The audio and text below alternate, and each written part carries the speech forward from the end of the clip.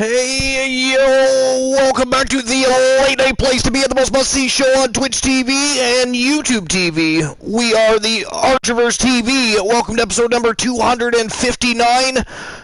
We are the very best in fantasy wrestling excellence, bar none, period. And we have a smoking hot 7-card matchup tonight. Streamer versus Streamer Showdown. It happens every Tuesday night. It is the only night of the week where all 69 streamers show up underneath one umbrella, ready to do battle, ready to be called into action in case they are called upon.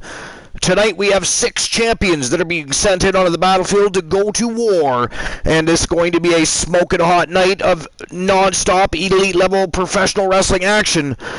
Before we get there, we're of course going to have a look at the power rankings this week for the Archiverse NWA, and of course, again, we've had some new people coming into the Archiverse as of late, so we'll explain a little bit why the NWA rankings differ just a little bit than the regular competing brands power rankings when we're cycling through the shows.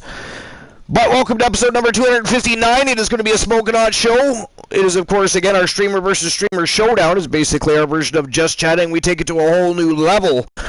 We get to watch some most excellent in-ring action while we're having our discussions, chit-chats, or whatever you want to call it. Usually just a whole lot of villainy and some great in-ring action, to be quite fair. But before we get our evening started, we're going to have a quick look at the power rankings. As you can see, sitting atop of the food chain is the double champ from Team Timbo Slice Gaming. He is Vader the Predator, and he is the Archiverse World Heavyweight Champion, and he is also the NWA World Heavyweight Champion.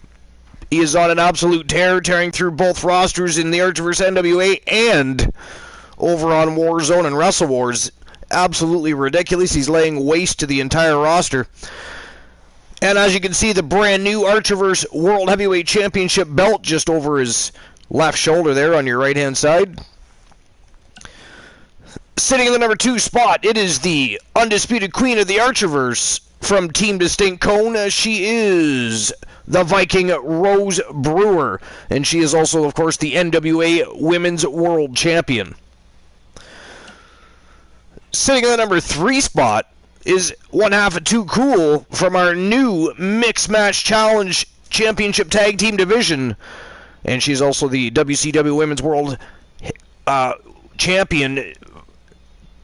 She is from Team Tiliana Pierce. She is the Anomaly Tia Stevens. Joseph Damien, formerly known as Joseph Woods, reverted to using his real name, Joseph Damien, the Nightmare of the Archiverse. He is, of course, the Archiverse Hybrid Champion. It used to be the Light Heavyweight World Championship, but when the Nightmare decided to involve himself in a dispute with the Light Heavyweight World Champion, Owen Hart, who was the champion at the time, decided to be a smartass and put his title on the line. And, of course, the Nightmare did not refuse, simply accepted the challenge and then took home the title after beating the crap out of Owen Hart. It was a very interesting debacle, more interesting in-ring action because the Nightmare just walked up one side and down the other, took that belt home.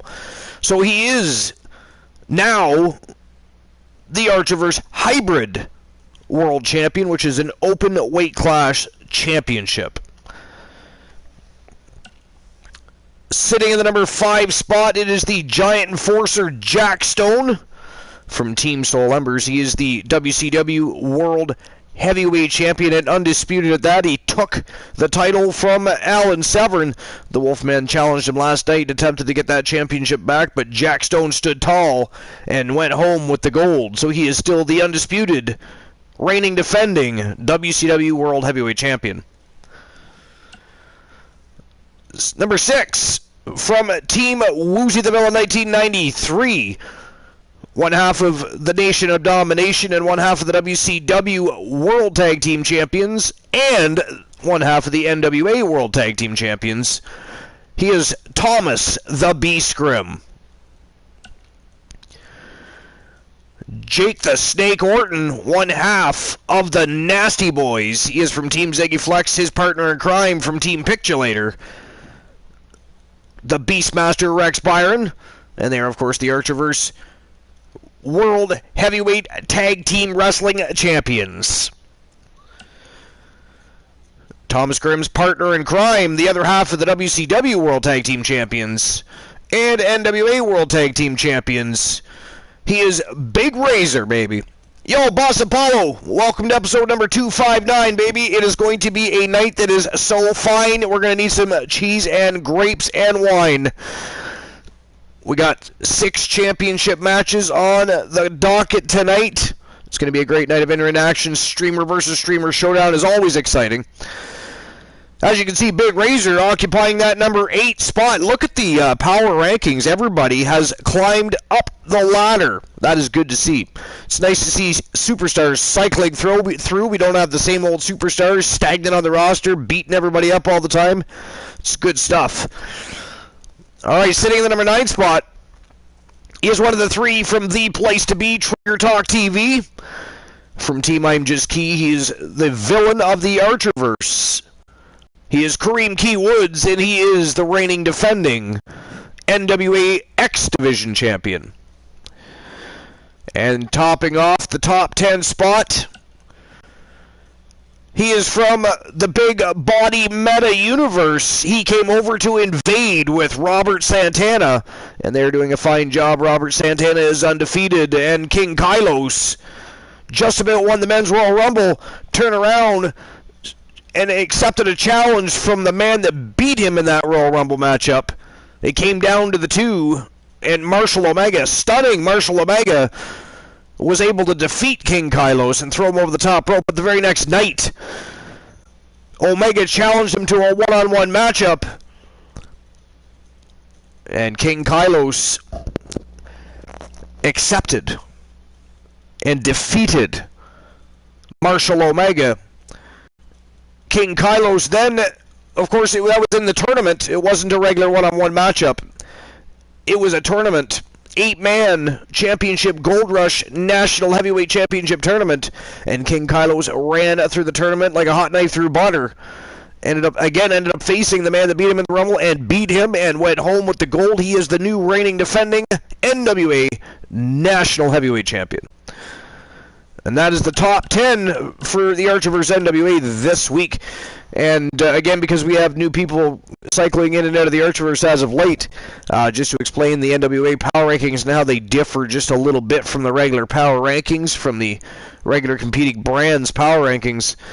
The NWA is literally all 69 streamers under one umbrella, and they're wrestlers ready to rock and roll if they're called into battle.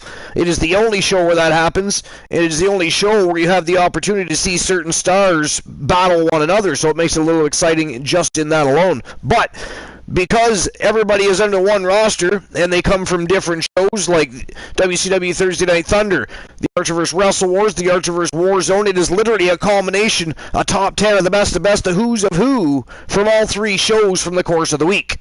So that is the top 10, literally, of the week from all 3 competing brands. And that is how it differs, because the regular power rankings for each individual show are simply power rankings for those shows. This is power rankings for all 3. So what's going on, Boss Apollo? What's new and exciting? What's going on in Bossville? I think I hear Woozy. I've been here. Oh, Woozy was a silent assassin sneaking up from behind me again. Ghastly. Absolutely ghastly. We do not sneak up on people, Woozy. What do you think of that top 10 list? I'm surprised you were able to stay quiet when I was going through that. That is an amazing top 10 list. So what do you think? It's amazing. It is. Amazing. Look at King Kylos even jumped into the top 10 there. He's number 10. Number 10, after coming in, invading from the Big Body Meta Universe, of course. And entering the Men's Royal Rumble. And by Jesus, he just about won that Royal Rumble, but stunning Marshall Omega happened to be the second last man in the battle alongside King Kylos, and Omega was able to eliminate King Kylos, but not before King Kylos eliminated about 7 people. Not before he, I mean, it might have been, I don't know if it was quite 7 people. It was very close to that. I mean, he was tearing through that Royal Rumble. Tearing through it. So what's new and exciting, Woozy? What's going on in Woozyville? Boss Apollo says, what's up, Woozy? What's up, boss? So what do you think of King? What do you think of King Kylos, Woozy? He's a beast. He is a beast. Already a champion too, and the man that he came over with, Robert the Body Santana, is also undefeated. I mean, Big Body Metaverse, they are in full invasion mode.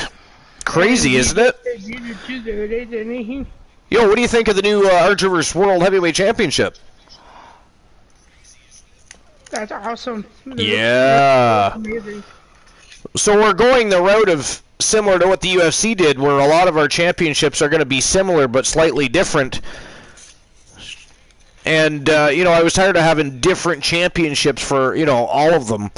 I like the fact that the UFC has championships that are the same. It doesn't matter on the weight class. It's the exact same at the World Championship for that weight class. So I'm doing something similar, a little bit different. I'm not complete yet, but I do have the tag titles done for the men and the women's. I have obviously the Archerverse World Heavyweight Championship done. So I'm working on a few things, guys, to make things more interesting, make those championships look a little more prestigious. Not that they already weren't, but you know me, I like to make things fresh and exciting as often as possible. Yes, you do. I do. We're also debuting a redesigned Archerverse NWA arena tonight. I was doing just a little bit of touch-ups in the arena. Called in a crew, had some changes made.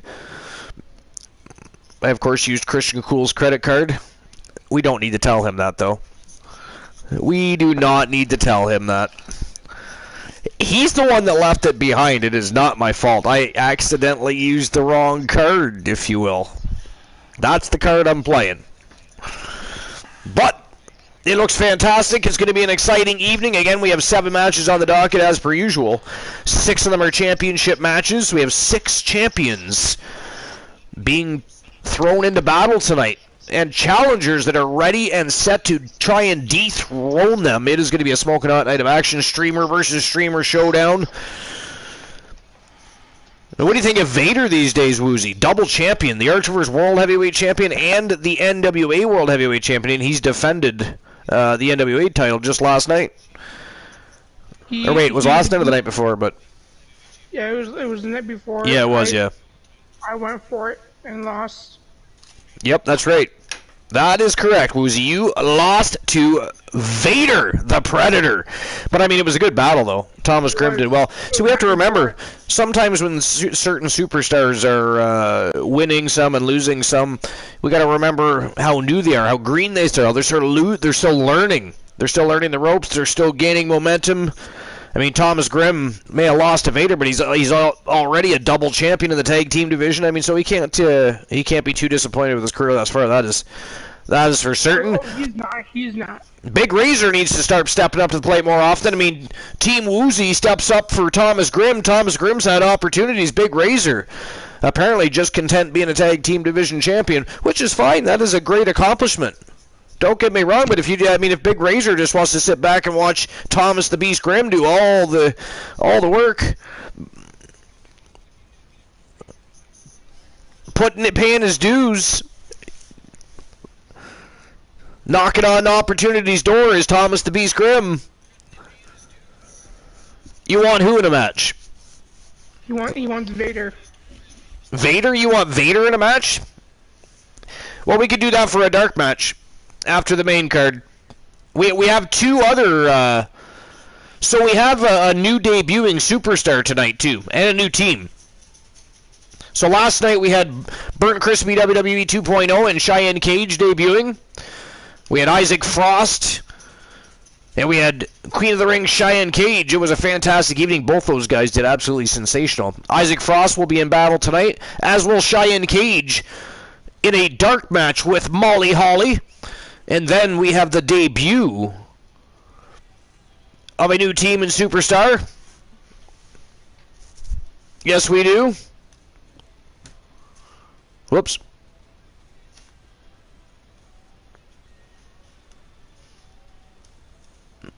I'm messing with my buttons and turning things off that I don't want to. I got to stop doing that immediately. Woozy, where were you on that one? Good Lord. You know, you really can't trust me with things. Anyways, back to what I was saying. Team Mr. Skittles debuting their team and Superstar tonight. Their Superstar is Nathan Galaxy. His name is actually Nathan Galaxy Alpha, but he goes by Galaxy. That is the name he's known by. Former New Japan Pro Wrestling Intercontinental United States Champion and Heavyweight Champion.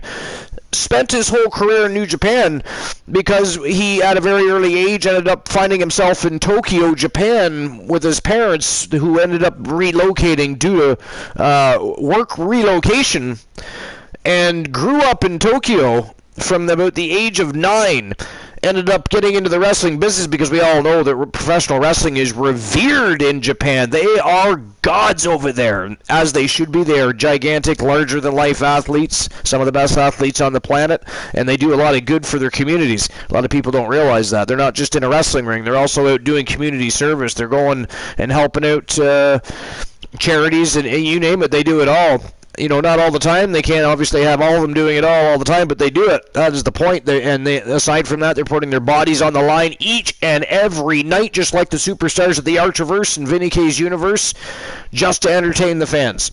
So they deserve the credit. They deserve how they're treated in Japan.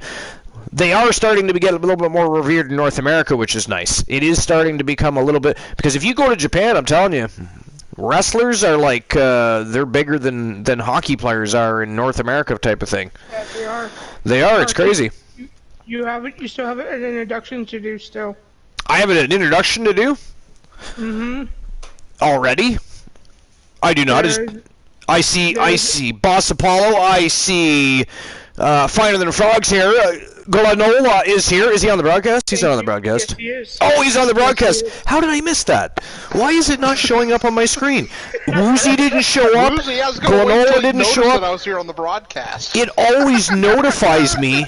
Like, I usually get at least a half a second notification before you guys actually end up live on the broadcast. It's weird. Like, I'm looking at, I have a 60-inch TV in front of my face that did not, it always pops up. It did it to me last night, too, only once, but tonight, that's twice. Like, I saw you pop into the chat, but I was right in the middle of talking, so I wasn't going to stop, I was going to get to you in a minute. But then Uzi's like, when he piped in, I was like, wait a minute, did he sneak in the broadcast, too? And sure enough, the great Glenn was sneaking in. So we were just talking about... See if you noticed. We're just talking a little bit about how wrestlers are treated on a much different level in Japan and Mexico too, by the way, than they are in North America. They're starting to get treated a little better in North America. People are starting to finally realize, okay, these are people behind characters. They're doing charities. They're going out and they're doing things with children's groups. They're doing all kinds of things behind the scenes that most people wouldn't even believe that they're doing, you know what I mean? And they're also, aside from that, they're also putting their bodies on the line 200, 300 days out of the year to entertain the fans. I'm sorry, but whether people want to finally admit it or not, but professional wrestlers are amongst the best athletes on the planet. You think of it this way, if a basketball player sprains their wrist, they're benched for about 3 games. They're not playing. If a wrestler sprains their wrist, they're going back out that same evening after they've already wrestled a match and probably recording a TV episode for the following week. So, you tell me. But I've also said for years, professional wrestling, and think of it this way, you've got so many sports like gymnastics, like synchronized swimming, so many things that are... Why is professional wrestling not an Olympic sport? Professional wrestling would be a phenomenal Olympic sport. First of all, there's so many different criteria you could judge them on that would make it fair and easy. I mean, it could be done. It could be done, and you would. Do you know the money that would bring into the Olympics? I'm surprised they haven't thought of it, because they are these days specific. That's why I don't watch the Olympics much anymore. They're a bunch of money-hungry bastards now. You know, they took they are ruining the Olympics with I don't. It's not the same. And when do our amateurs start getting paid a little better? You know, they keep calling in all these professional athletes to come into the Olympics, and by the way, the Olympics is supposed to be all about the best of the amateurs that are trying to become professionals, not professionals going to beat up on little amateurs. I fucking hate that too, but everybody likes it. Oh, let's send the best of the country in. Well, we have the World Championships for that. The Olympics are the amateurs' time to shine. It is time for the 13, 14, and 18-year-olds to get it. The 21-year-olds to shine. The ones that haven't made it into the business yet. They're busting their ass, not making hardly any money to try and get to where they're going. And you got these pro athletes that are already making millions jumping in and taking the spotlight, where the amateurs could be picking up extra endorsement money. I fucking hate it. I fucking hate it. That's why I refuse to watch the Olympics anymore. Although I'll be honest, since the early to mid '90s. That's when it started to become probably mid 2000s for me, because I think that's when it started to get real bad. But I'll be honest, I sneak in to watch. The women's judo was fucking phenomenal. But I mean, we don't need to talk about that. That is besides the point. That is besides the point. But honestly, I'm surprised those money-hungry bastards never thought for 1 second that, hey, you literally could. There's many ways you could judge professional wrestling. On their choreographing, on their, you know what I mean, their technique. There's so many ways. If you can judge boxing, if you can judge synchronized swimming, if you can judge gymnastics, if you can judge all those things, you can judge pro wrestling. Say swimming. You can judge pro wrestling. It could be done, and it would be exciting. It would be exciting. You'd have different promotions from all over the world trying to get their superstars onto the stage. It could start a new amateur. We have amateur martial arts. We have amateur boxing. We could have amateur pro wrestling, which we kind of do. The indies, but the indies these days are smoking hot. If you're brand new and green, you could get eaten up on the indie scene these days even. Yeah. You know what I mean? You could. Oh, yeah. There's a lot of talent out there, you know. It is, you know what, everybody's a little impatient right now, and everybody's freaking out over WWE releases. People have to stop freaking out over the WWE releases. It's necessary. They're rebuilding, they're revamping. The problem is, it isn't that they're releasing so many people at once. It's that they had too many people for way too long and should have released people over the past few years and didn't. So it just seems like a lot. They always release people. It's just the last few years they've been doing it sparsely, where in the past you would see 2, 3, 4 people released every year. But just now they waited and they held on to people. They didn't want them going to different promotions. But now they're opening up the forbidden doors. Traps are open. Game is on. So they're releasing wrestlers because, dude, they got a shit ton of talent in NXT that needs to come up, and they've got other people in the Performance Center training. God damn. So, did you guys... They have released some of these backstage people that nobody realized, you know. Yeah. Yep. And you know what? A lot of these people you will never see again, or they'll end up in TNA, or... I don't know why I call it TNA. It's called Impact now, but... or AEW. I know, although if AEW is not careful, they're going to start losing some talent because they're starting to get a lot of dirt thrown around about them. Even, Bully Ray opened up on why Cody Rhodes, and not just him, Eric Bischoff, a few others opened up on why Cody Rhodes left. Cody Rhodes didn't say anything, but people close to him did. So, it was very interesting. Very interesting.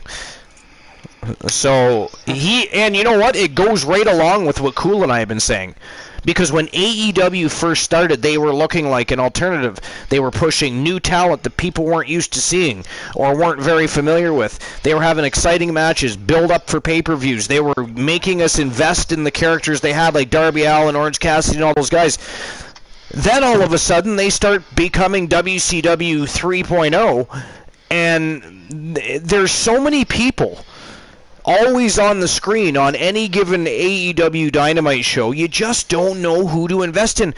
Nobody can go there and become a household name. You just can't. There's too many people. And the other thing is, why is Adam Cole Keith Lee and all these guys being pushed and pushed towards belts and championships when they've got guys that have been there since the inception over the past 3 years that have been stuck in dark, which sucks, by the way.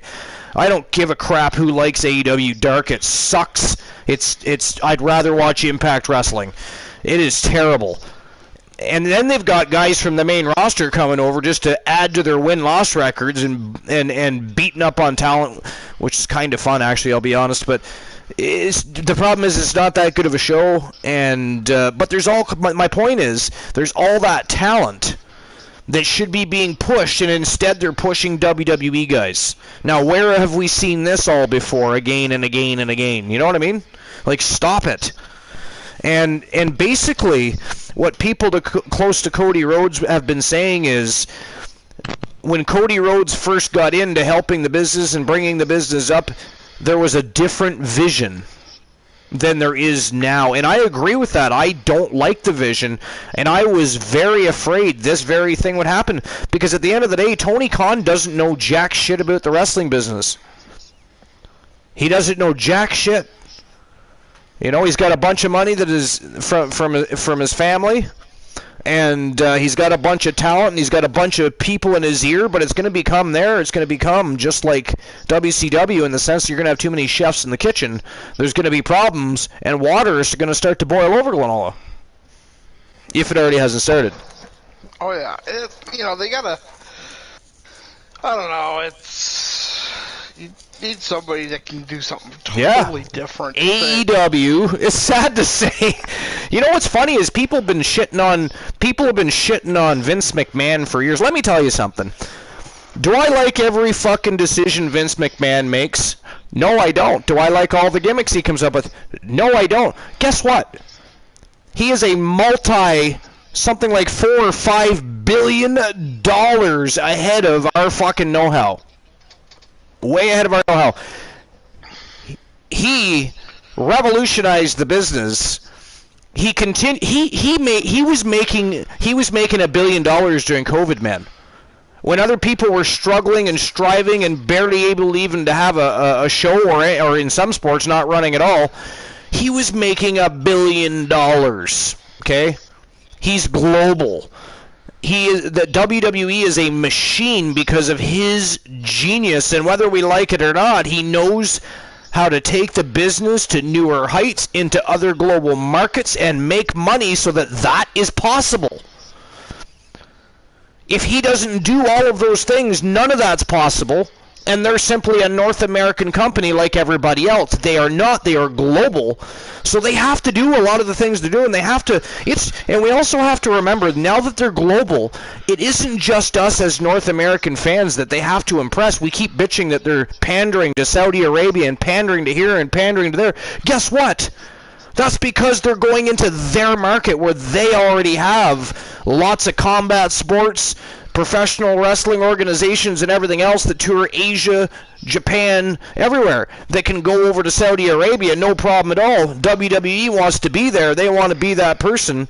They are there. They're making the money, and it's not just there. It's all across the globe. So there's a lot of things that they have to do that maybe we don't like, but it's not just the North American audience anymore that they have to think about when they're producing a show, when they're bringing up talent, when they're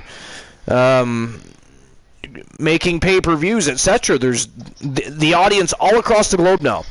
All across the globe. And what I mean by that is if you've ever watched New Japan Pro Wrestling, you'll see just how great it is, but how different it is to WWE. It's very different. Very different. So, but anyways, yeah. Before we get on to that big rant about AEW, we were talking about King Kylos from Big Body Metaverse, Glenola. What do you think about King Kylos and Robert Santana invading the Archerverse? Santana undefeated. Kylos just about wins the Men's Rumble, then enters a tournament, cuts through it like a hot knife through butter, and wins. I mean, they're doing good. I'm going to give them that. Isn't that crazy? It is crazy. What about you, Woozy? Uh-oh, we lost Woozy. Woozy! How dare you ignore Glalola and I? I'm not ignoring you. Ghastly, sir.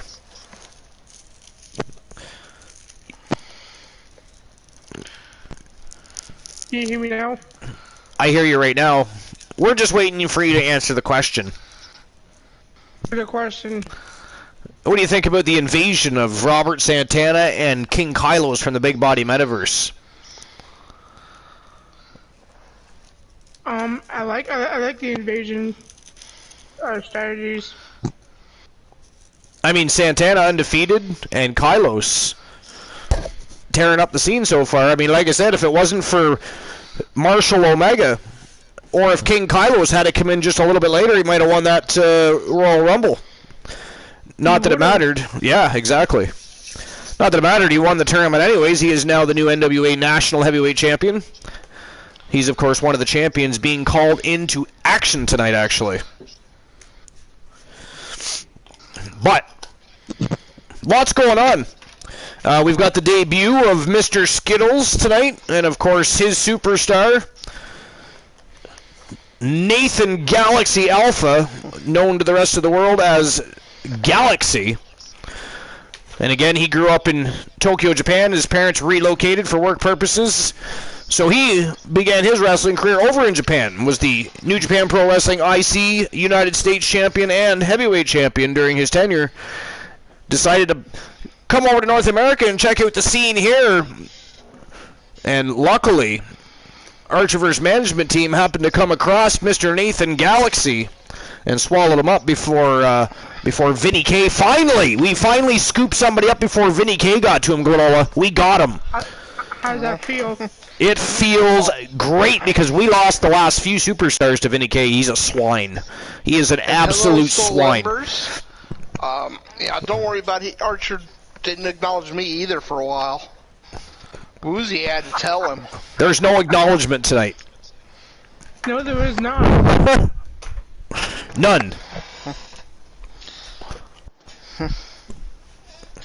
But that's okay. We'll just have to treat him really nice on this next Twitch show. You know. Tomorrow night, 11 p.m. Eastern Standard Time. And everybody remember that this Friday we are back here on Twitch. The sub goal was met, so we brought the Archiver's Warzone back home to Twitch. And of course, this Thursday night, WCW Thursday Night Thunder will shimmy on over to the Shark Tank, and we'll go live on YouTube for the very first ever episode of Thursday Night Thunder. It's going to be a lot of fun. Looking forward to it. Looking forward to Warzone being back on Twitch this week, too. It's going to be a lot of fun. It's going to be a great week. This is the final week to push storylines, feuds, and rivalries. The Archiverse Slamfest, guys, this Sunday night. 11 p.m. Eastern Standard Time. 3 brands. 1 giant extravaganza. Championship matches all night long. Chaos. It is going to be a fantastic time. But that is then. This is now. We've already gone over the top 10. And what we're going to do now is we're going to get episode number 259 on the go. It is showtime and go time. Let's go, baby. Let's get things started, shall we? The Archiver's NWA live on Twitch TV. Not, it's YouTube. All right. You guys ready? Let's get it started. Woozy, what are you doing? You are not even on the broadcast right now. You were just sort of drifting off in La La Land. My headset's still messing up. How dare you, sir? It's my headset. Get with the times. It's your headset. He's blaming the device, Glanola. Not the user, he's blaming the device. Should we call him Christian Cool? No, you should not. Nah, he's not that bad, I guess. But right. I will say, I figured he was just eating more nuggets. More nuggets? Yeah, probably. He probably has a whole box of them sitting there just waiting with some barbecue sauce. Because I suggested hot mustard. He has to go with barbecue sauce, but whatever. Wussy. But alright, Glanola is right. It is time to get the show on the go. It is showtime and go time. The Archiver's NWA. Let's go. And I'm just going to be a moment while I let my dog outside before the show actually gets started, for once.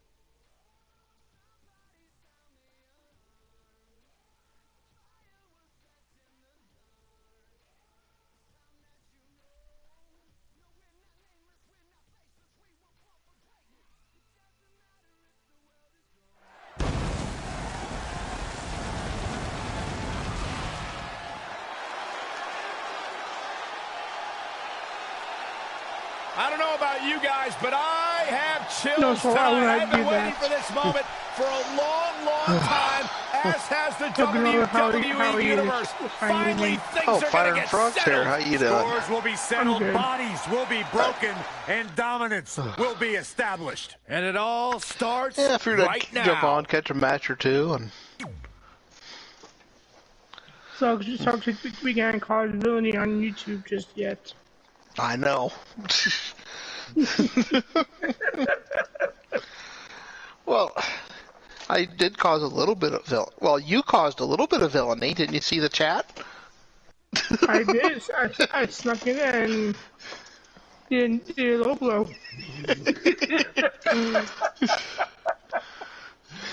Archer didn't see it. I know.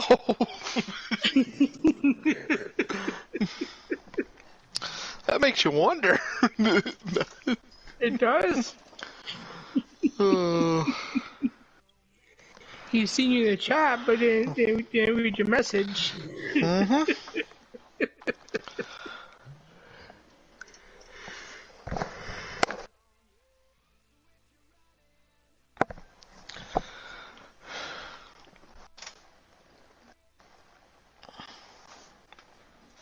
And let's see what Adrian Adorable has to say tonight. What was that? I said, let's see what Adrian Adorable has to say for tonight. Yeah.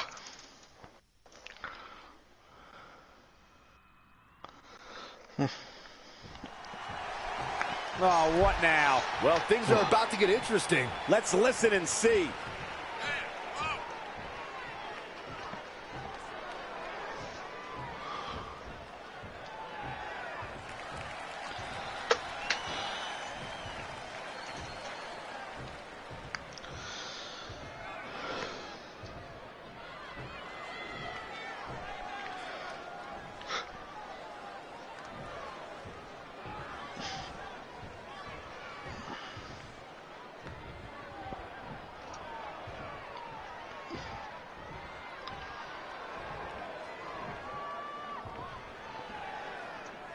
Okay. You gotta love the attitude.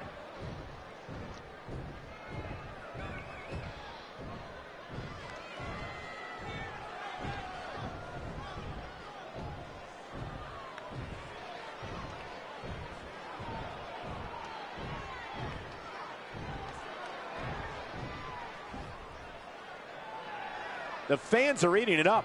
Apparently he's not happy with the way lacking for things confidence, are that's lately. for sure. Yeah. Well. I have returned, and Soul Embers, don't you be whining. Expecting to be acknowledged upon immediate arrival. Well, how dare you, sir? Archer, read the earlier attitude. chat from when Granola first got in here, please. Sorry, what? Read the chat from when Granola first got in here.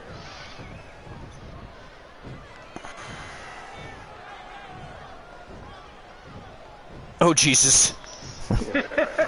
Trying to cause villainy here on YouTube. This is my night off from villainy. You fiends. Oh, look at this. Adrian Adorable calling out King Kylos. Former two-time WCW Light Heavyweight World Champion, which is now the Let's see what he has to say. WCW. Oh no, sorry, it is the WCW. He's the San Martino was the champion at the time.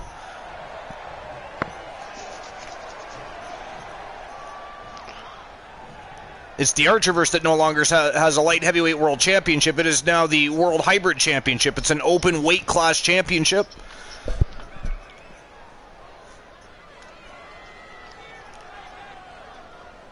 Adorable looking to pick up some extra gold. He was also the NWA World Champion on one occasion. But King Kylos, a very impressive beastly man that came in and terrorized the Royal Rumble on Monday night. Sorry, Sunday night. just about won that Royal Rumble too. Marshall Omega was able to eliminate him, but then the next night, the National Heavyweight Gold Rush Tournament, hard to finish anything around this place. It came down to Omega. Ironically, it came down to Omega, who eliminated Kylos from the Rumble, and Kylos for the inaugural NWA National Heavyweight Championship. And Kylos beat the hell out of Marshall Omega, actually.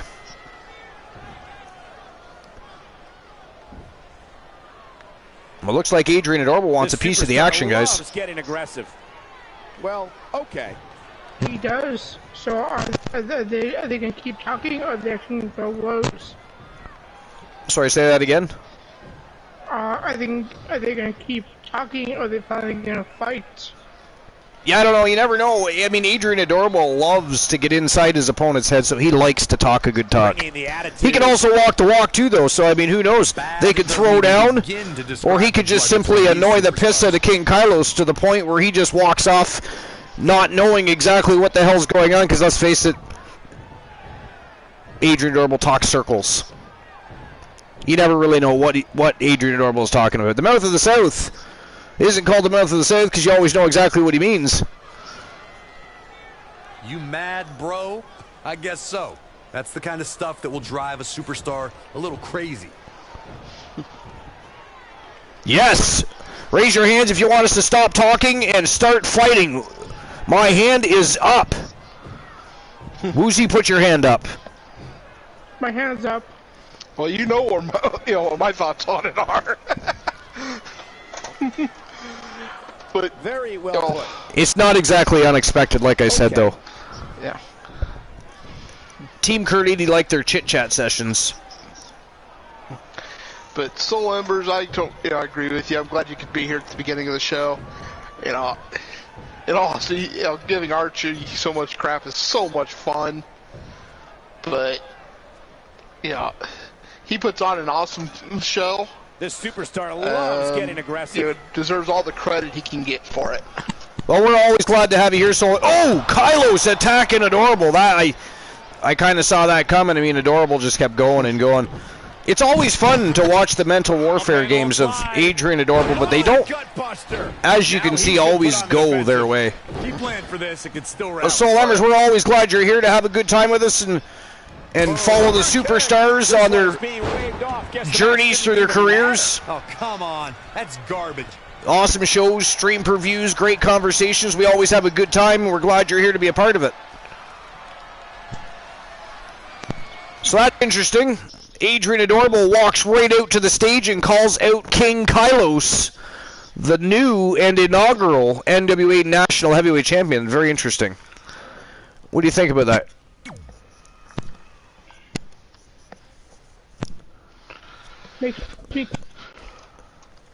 All right, up next, our first match of the night is a fatal four-way contest.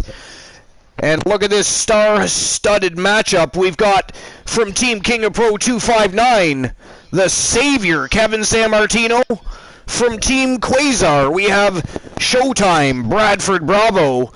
We have the new impressive beast, Isaac Sub-Zero Frost. And, of course, everybody knows who the Wolfman is. And the Wolfman is in a very bad mood, and he is hungry. He's going to be looking to get some revenge against Jack Stone in the near future, I guarantee you. Those two have been going back and forth. They are locked 2 wins apiece. So I guarantee you that their rivalry is not over yet. They've had some sensational battles. I mean, Jack Stone attempted to get the title from Alan Severn on 2 occasions and failed. Finally was able to defeat Alan Severn, and then Alan Severn challenged him for that title back and lost, which of course was this. I mean, Alan Severn was up 2-0 over Jack Stone at the time. Jack Stone clawed his way back to the top of that food chain to challenge Severn and was finally able to get things to go his way, but Severn is going to be hunting him down, I guarantee it.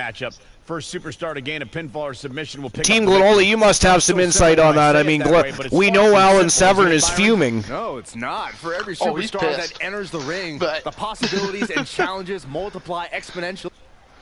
You know, more pissed though that he wasn't victorious at himself. Well, he is his own worst critic. I think that goes to. You know, the Wolfman is, you know, rightly proud of the strength and his ability to, you know, keep going. And when he gets defeated, he gets a little pissed off at himself. I would say just a little. I mean, time he wasn't pissed off at himself was the match with Soul Man. I mean, he was a little proud to survive 4 Are you at all surprised by the intensity? Well, that was the most violent match in Archerverse history, bar none. This is the one the WWE Universe. But I mean, he did leave the locker room in ruins after losing that last match to Jack Stone. So we know that he's not exactly in the best frame of mind. Here's Showtime Bradford Bravo from Team Quasar. He's the reigning defending WCW Northern Continental Champion. His title's, of course, not on the line.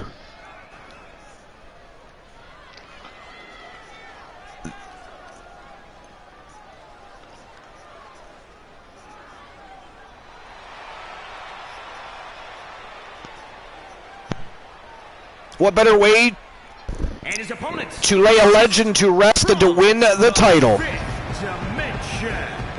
And here he comes.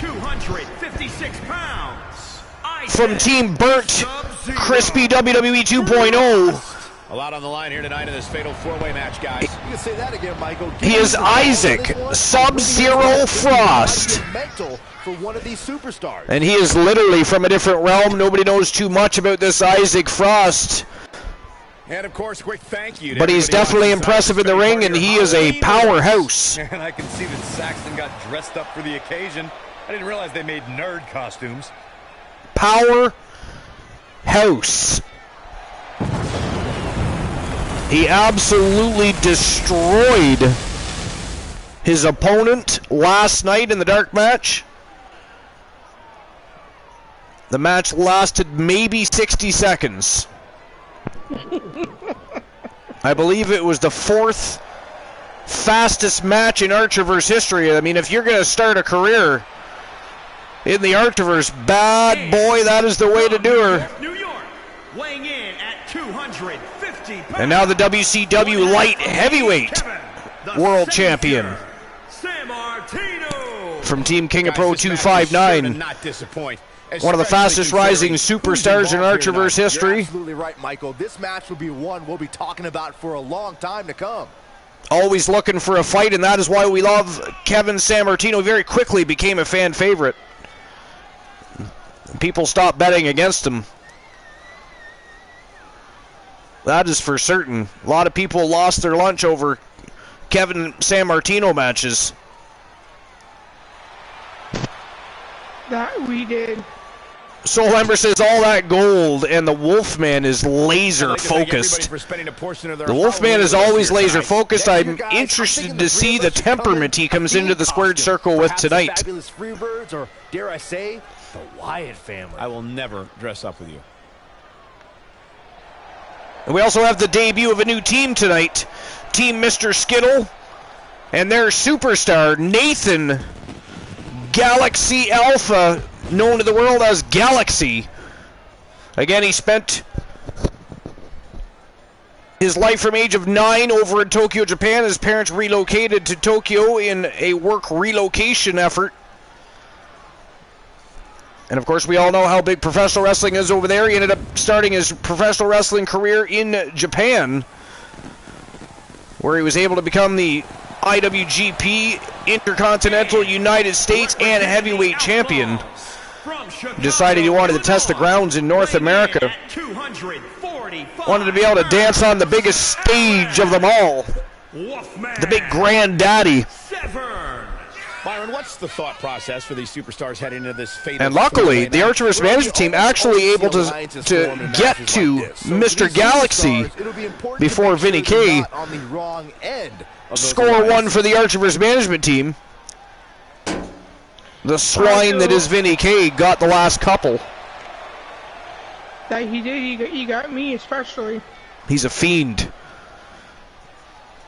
And Corey, I can tell he does not play fairly when it comes to negotiating contracts with superstars. Care about a silly holiday like Halloween. The only thing they care about is he is a tyrant. Is he supposed to play fair? Indeed. Do you play fair? Maybe. No. The Wolfman Alan Severn, just like Soul Ember says, looking laser focused tonight. All right, here we go. Fatal four-way matchup. Team Quasar versus Team King of Pro 259 versus Team Glenola versus Team Burnt Crispy WWE 2.0. Great way to wear down your opponent. What an elbow drop right to the heart. There he goes. Wow, look at this. Severn literally launches Frost over the top rope. Up on their shoulders, in the face. Oh, Northern Lights. Nice Northern Lights by Frost. Oh, foot just stomping down. Oh my. Showtime and the Savior going out in the squared circle. So far, Bradford Bravo got the best of Kevin Sammartino. Frost leveled. Oh, man, look at Severn. Thought he was going to go after elbow as a weapon. Bradford and Sammartino, but he turned his sights back on Severn. I guess that's what Severn gets for moving. Reflexes on display. By the way, what do you guys think of the new design?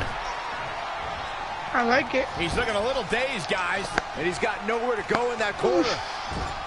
Nice clean, a nice clean look. And the stage is different, of course. What's this? I like the new arena. Me too. German suplex. Oh, what a forearm. Bang right in the face. And oh man, Frost and Severn throwing down outside the ring. And Bravo, I'm telling you, Bravo is all over Sammartino today, guys. I wouldn't be surprised if he hightails it through the crowd. You should go with him, Byron. No, is this? Ooh, that kick. Oh. What's that, Uzi? Is this just style or is it regular? It's just a fatal four-way contest. Oh, what a knee. I would have said something when the match started. Wicked body shot. Although we have been known to have surprises happen from time to time where the bookers decide to change things under my nose, but that hasn't happened in a very long time. Oh my goodness, crushing it. Double underhook.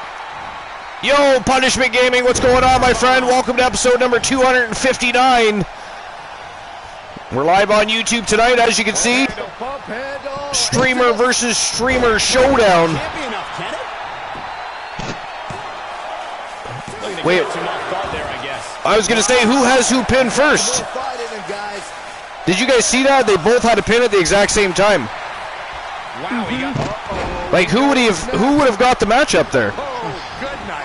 Wolfman had the pin first. Did he? Must have been just barely. Yeah, Wolfman had him actually pinned first. A big punch. That'll turn your lights out. Oh, what a counter. That's crazy. Way to reverse. Right Bravo feeding it to Severn in the corner there. Oh, right to the back. He knows he's in trouble. And here we go. Ooh, he stunned him. Frost was going to go after Bravo and Sammartino. Wow, Sammartino wins the match. Let's take another look at these guys in action. Wow, it even beat Bradford Bravo, the guy that was beaten on him for majority of the matchup. I think Kevin Sammartino, we need to change his name to the new Ultimate Opportunist. I mean, the way that match was playing out, I never would have guessed that San Martino was winning that match.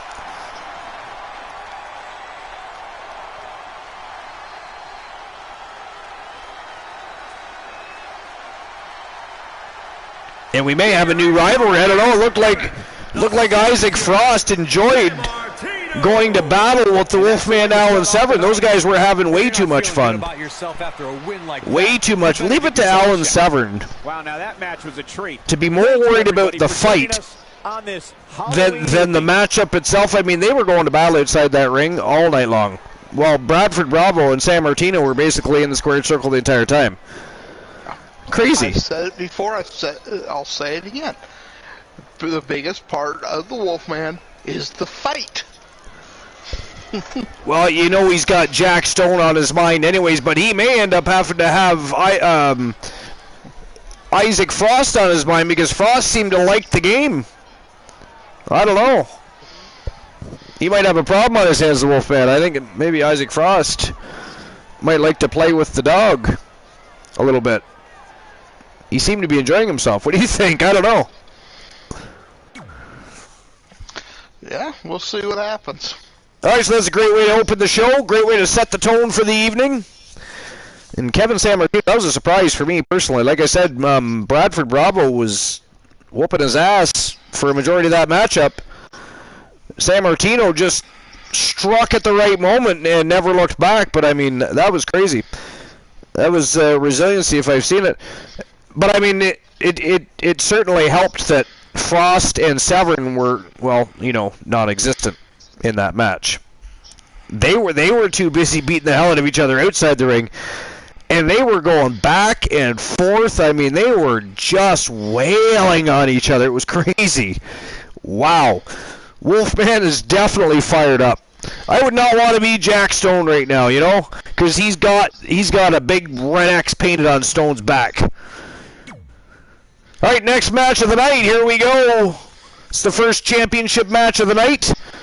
And we've got Nikita, the Freak Razor from Team Boss Apollo, taking on Team Distinct Cones, the Viking Rose Brewer. She is the undisputed Queen of the Archivers and the undisputed reigning defending NWA Women's World Champion. Titles on the line. Boss Apollo versus Distinct Cone. Nikita Razor versus Rose Brewer. That is next. Uzi, what do you think? I say Nikita Razor's gonna walk out champion. Ooh, really? Okay. I see you. Glow, what do you think? I would go with Rose Brewer. Going with Rose Brewer. I can definitely see why you would select Rose Brewer. Soul Embers, what do you think? Punishment Gaming, what do you think? Who's winning this matchup? I mean, Nikita. Oh, well, okay.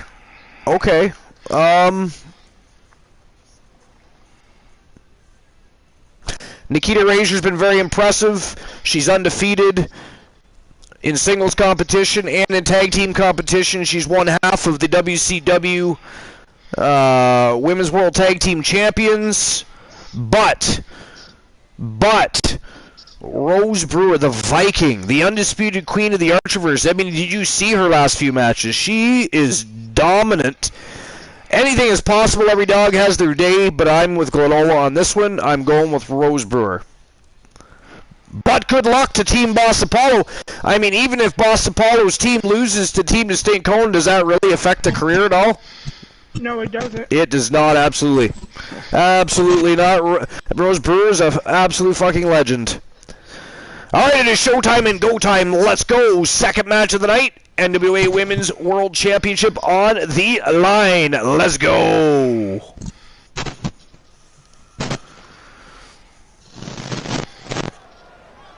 Woozy. This is noisy on your end. Shame on you for playing with your microphone. Champion versus champion I haven't touched it. Is a Falls Count Anywhere match and is for the Non-Stop Wrestling Alliance Women's World Championship.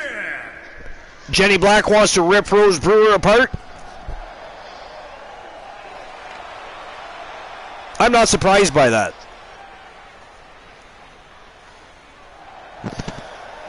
Here she comes, one half of the women's WCW World Tag Team Champions. Will be on the line here. You're right, Michael. They are the Wolfpack. Social media heading into this match, we're likely to see a new champ from Team Boss Apollo. She is Nikita, the Freak you seem like you're Razor. Your seat in anticipation for this one. Yeah, it's either excitement or there's actually a good chance I ate too much Halloween candy. I can't tell. You've been threatened, so you can't take it. I don't blame you, Soul. I wouldn't pick a side either. Who the hell wants Jenny Black pissed off at them? That's just crazy. That is crazy talk. I don't even want to go there. And here she comes. The reigning, defending, undisputed NWA Women's World Champion and Queen of the Archerverse.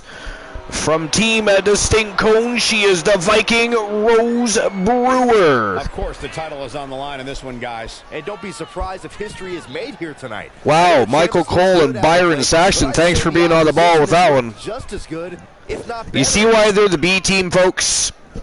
You see why they're the B team? They're listening to us, and they're just mimicking what we're saying in different words. Quick thank you to everybody watching tonight for spending part of your Halloween with us. And I can see that Saxton got dressed up for the occasion. Man's talking about Halloween. Costumes. Man's talking about Halloween. It's February. It is.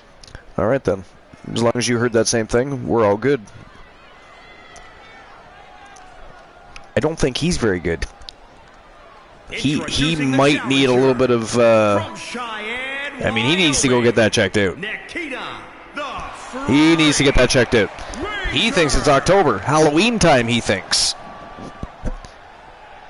And introducing the champion from Copenhagen, Denmark. Copenhagen, Denmark, baby. The Queen Brewer. The Queen of the Archerverse. The challenger not taking their eyes off the championship. And the champ is staring daggers right back at the opposition. All right, here we go. Let's see if we're right, Glenola. I believe Punishment Gaming also chose Rose Brewer. Soul Embers, who did you choose? Did you go with Rose? Big title match here. In Soul my Embers opinion, didn't choose, this remember? championship. Oh, yeah, that's right. She's not picking sides because Jenny Black wants to rip her apart. Bold declaration. Right. Competitors vying for the title tonight. I'd be inclined to agree. Oh, kicked her right in the guts. Brutal forearm. I mean, Rose Brewer is not just a Look at this. Boom. Nice. technical prowess. She's also a powerhouse. Off into the pin. Gonna take more But than so that. is Nikita Razor. As you can see, Man, that's just nasty. you would think she was a female bodybuilder. She used to be a women's rugby player, actually. The champ to the top turnbuckle. Even spent some time in Australia playing Australian football. Which, by the way, is very entertaining. If you've never seen Australian football, Australian-style football, you got to watch that. It is very, very interesting. It is a fun game to watch, actually. You have a lot of fun watching it. I highly recommend it. Bang, nice contact there.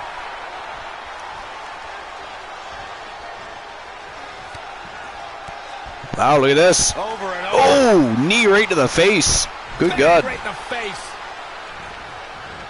She's dazed in the corner there. That is why she is the champion and queen. Challenger's a little worse for wear now. She can withstand the punishment, though. And as I say that, Nikita Razor tosses her to the turnbuckle. Going to take all the breath out of the body for the championship. Not sure what made her think now was a good time for a pin attempt. Yeah, little too early for that. Oh, she evades the drop kick. Oh, look at that. Guillotine. Applied. She's got her where That looks tight. Oh, maybe not. she somehow breaks free. But you have to wonder how much damage was done. You spoke. Oh, man. Cover by the challenger. Very curious move to go for a pinfall at this point. I knew she could do it. Oh, she turns it around. Working on the leg. Just going to be 2 seconds while I acquire my giant puppy that's outside. Around by taking this fight wherever she wants it. Gets out of dodge there. Spine buster with a sit out. Nasty.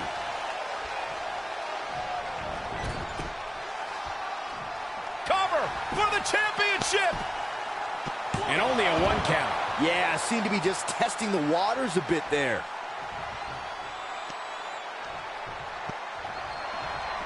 Oh, look at this. German suplex. And knocked down. All right, I'm back. It was just a quick step away. Another German. And continue. Oh! And I come back to... Puppy her coffee? I did not. I come back to them going at it outside the ring. Look at this Rose Brewer with a triple German. On that unforgiving floor. That would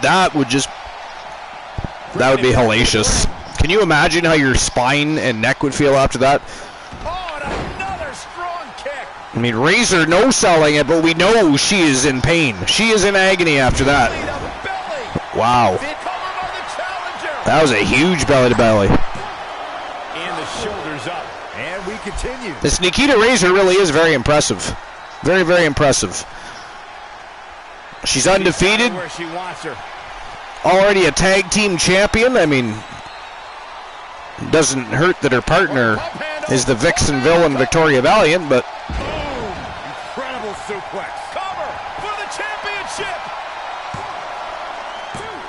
The champ kicks. Ooh, 2.5.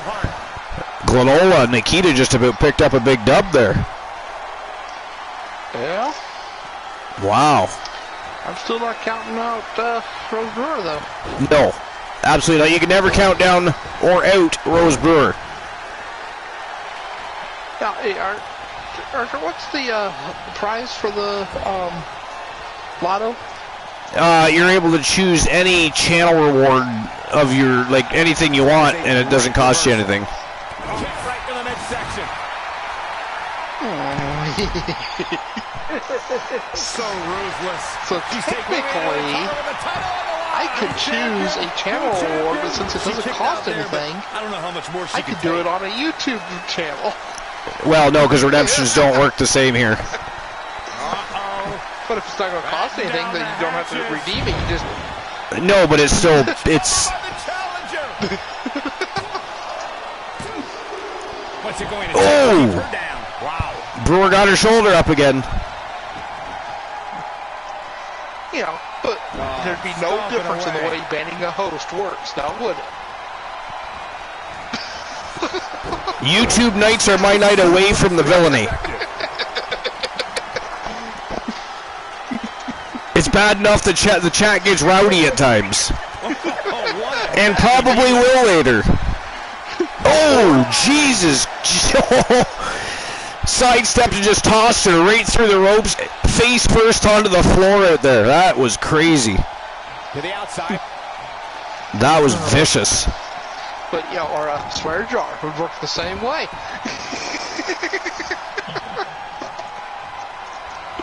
There she goes. Oh, Nikita Razor's turn. Rose Brewer with some payback tosses her over the top rope. Clothesline. I tried to tell her to just invade the match and beat them both. And then you said you did no such thing? What? I would have suggested it. What he meant was he didn't cause any villainy tonight. What's that? He was talking about Jenny Black or Annabelle. You know, Yeah. striking coming in and basically interfering with the match. And, you know, So I would have suggested it. Down to the floor. Here we go again. My God, they just keep tossing each other over the top rope. I mean, that's about a 9-foot drop to the floor, too, so that sucks having that happen over and over again, no matter who you are. Yo, AMCB, what's going on? Sister Sassy Pants. Welcome to episode number 259. Streamer versus Streamer Showdown, and so far the night's been great. You've missed the first match, but this is the second match of the night. First championship matchup of the evening. First match was a fatal 4-way contest. And Kevin Sammartino ended up defeating Bradford Bravo to win that fatal 4-way contest, while Alan Severn and the new and undefeated Isaac Frost decided they didn't need to be a part of the match. They just needed to entertain the fans outside the ring. And they had a whole show of their own going on out there. I mean, the fans weren't sure what to watch, what was going on in the ring. You know what? I think people cheered more for what was going on between Severn and Frost than even Sammartino picking up the victory. As crazy as that sounds, but... So a great night of action so far, AMC me. And a better night now that you're here.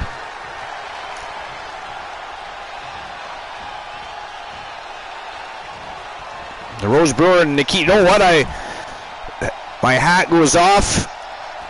I tip it and toss it for Nikita Razor right now. She is really impressive. Really impressing me how she's hanging with Rose Brewer like this. Rose Brewer doesn't have this much trouble with anybody. Not even with Awesome Kong. If anybody remembers the rivalry between Rose Brewer and Awesome Kong. And Ann Woods. She got out of the way there. Her evasion. Not even Ann Woods gave... Oh, shit. Razor's spine is going to be destroyed after this match. Maybe the chesticles too after that. Maybe the chesticles too, because that probably did not feel very good. Rose Brewer is a savage. Did you see that? Oh, payback. Oh, these guys are brutal. Good thing this is Falls Count Anywhere, because just like Severn and Frost, they apparently don't need a ring. We can just remove it and let them battle it out on the floor. Whoa.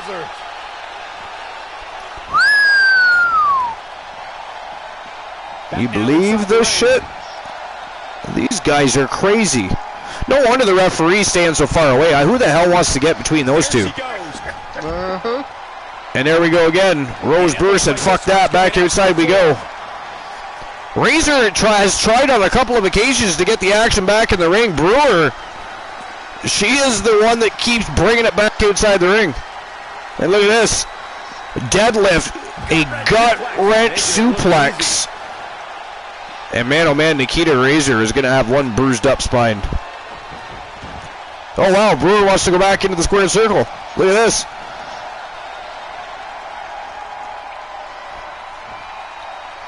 Wow, Razor reversed. Well, Brewer says, nah, bitch. Nah, bitch. Take that. Eat the floor.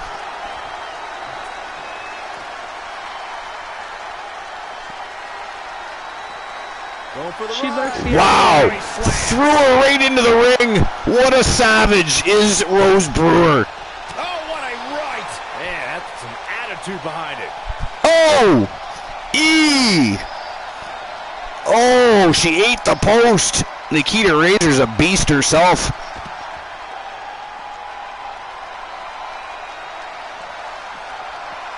Just a back and forth battle of the bronze. This is insane.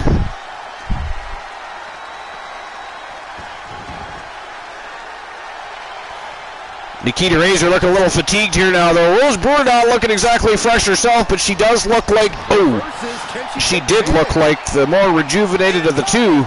Damn. Liver shot and then tossed down to the floor. Again, folks, you got to remember, when you're throwing over that top rope, that is a 9-foot drop, and that's if they just throw you across the top rope. If they throw you up and over, you could be at 10, 11 feet coming down to that floor.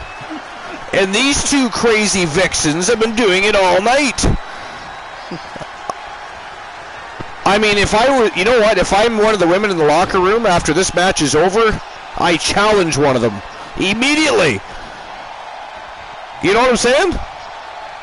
I do. I would challenge one of them immediately. As it is, though, most of the locker room is afraid of both. So, there's that. There's that.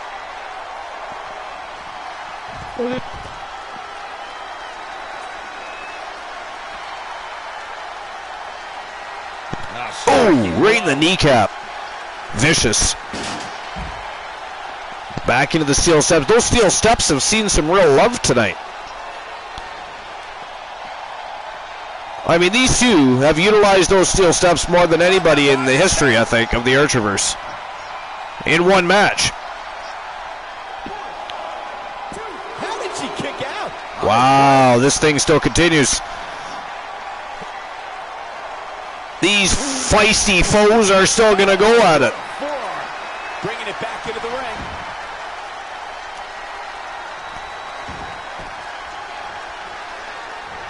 Annabelle and Jenny are crazy enough to do so, Soul. You are correct. Over in the corner. And anybody that doesn't think so clearly does not know Annabelle and Jenny Black. There she goes. Oh! Launched her. She's taken her to the floor when she can be ever Wow. so dangerous. Jesus, whoa, where's she going? Stop me in your tracks. Clearly, she's not in the right frame of mind. She launched herself in the air with a cross body, but Rose Brewer was nowhere near. Nikita Razor, I think so. Maybe the referee should stop the match. Razor doesn't know what's going on. Oh, she hit the fucking ring apron before hitting the floor that time. Did you see that? Good God. The problem is she's seeing double at least. Oh, she's got to be seeing double to quadruple, I would think, by now.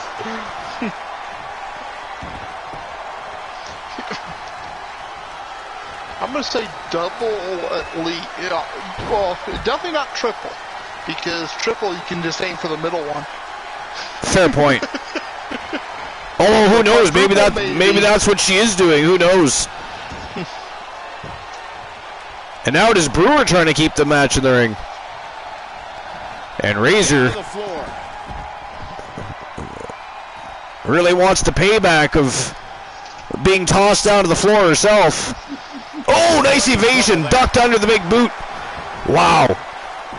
Nice veteran move by the champion. There she goes. Honestly, what is Razor's deal? She just does not like the ring at all.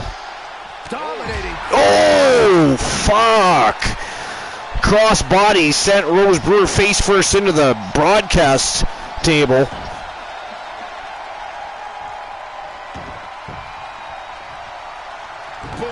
Oh, big kick right in the head. What's that? Now they go back in the ring. Finally. Champion kicked out. She just will not give up, Cole. Man, oh man, guys, what the hell? You know what? It doesn't even matter who wins this matchup now. Yeah, I agree with you, Archer. At one point I was like, I want Rose Brewer to win this bad boy. Now I don't care. And not only do I not care, these guys are going to battle it out sometime down the road again anyways. No question. I mean, they're on separate shows right now, I get that, but there's always the Archerverse NWA. Look out here. The beautiful thing about NWA. Yeah.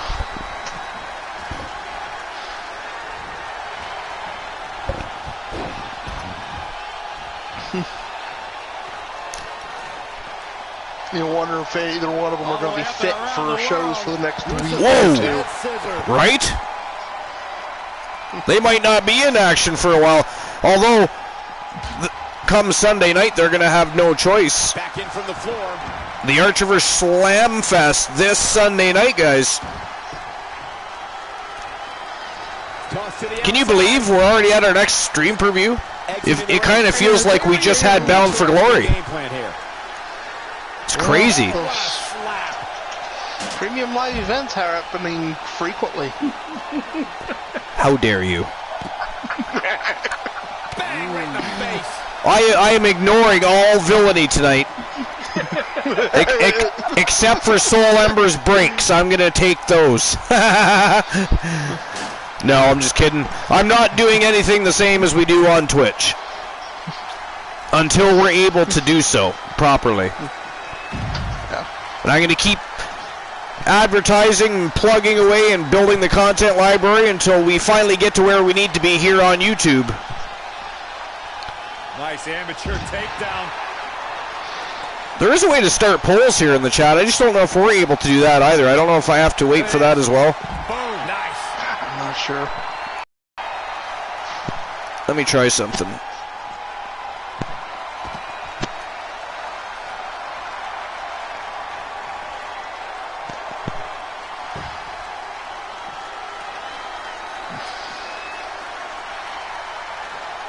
Yeah, I guess it's not. Nicely done. I think I have to. I don't think I have the capability yet. I think Archer wants to dance. He's looking for a pole. Yes, except for that would be. Except for that would be P-O-L-E. You can't teach the type of tenacity we're witnessing here. Wrong pole. Unless you're from the South, of course, then you never know.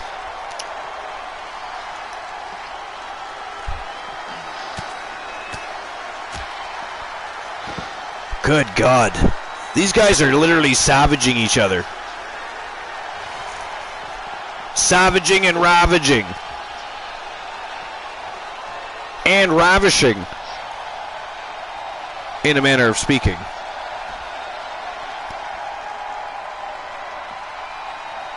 The insanity of this matchup.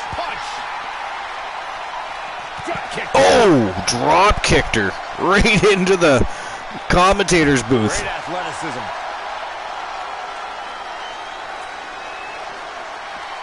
This is a good match. This is a fantastic match.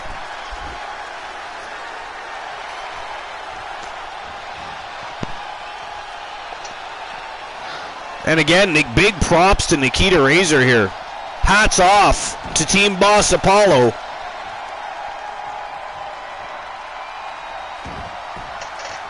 I mean, if this is anybody else, Nikita Razor won this match a long time ago, and vice versa for that matter. High angle belly to back suplex. She's in control. Patented double backbreaker. Talk about dismantling your opponent. She likes to soften them up before she finishes them off. Ooh, the power of Razor. Yo! Wow! A thunderous sit-down spine buster there.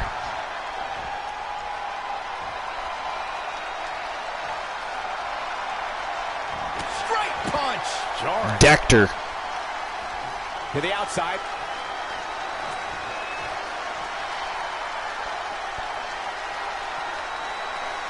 So I don't even see that option on here. I'm using the mobile app. Not done yet. Again? Quickly. Wow! With the title on the line. Yo! Rose Brewer finally did it. What a war was that, guys? Can you believe that match?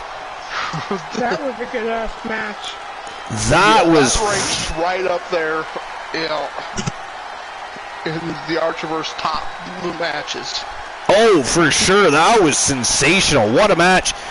So the winner of the match, and still the NWA Women's World Champion from Team Distinct Cone, she is the undisputed queen of the Archerverse, the Viking Rose Brewer.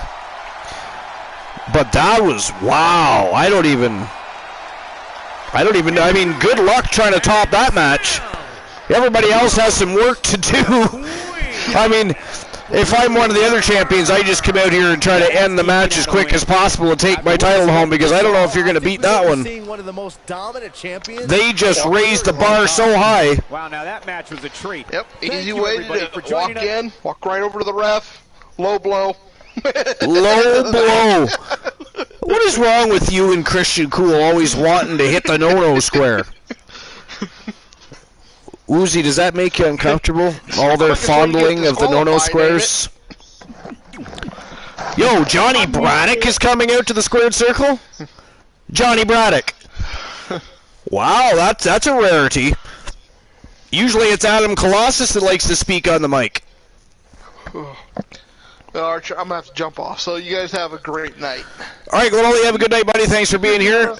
Don't forget to check out the VOD to watch the rest of the show. We'll talk to you tomorrow night. And don't forget, tomorrow night, 11 p.m. Eastern Standard Time, live on Twitch TV, the Archerverse Wrestle Wars goes live. 11 p.m. Eastern Standard Time. Yep. The road to Slamfest continues starting tomorrow night.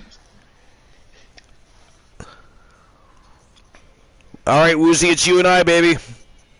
Let's do it. Let's do it. So this is interesting.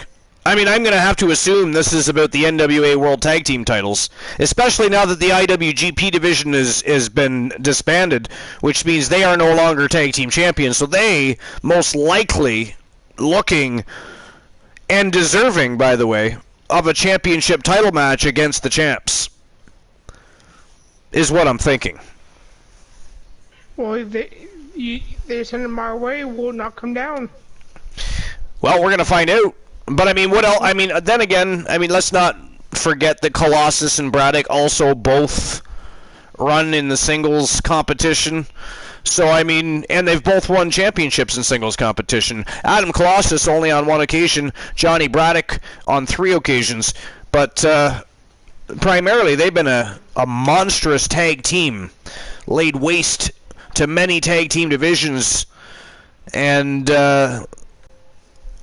yeah, so I mean, it could be anything, really. It is Johnny Braddock. Demolition, they don't care. They just want to fight.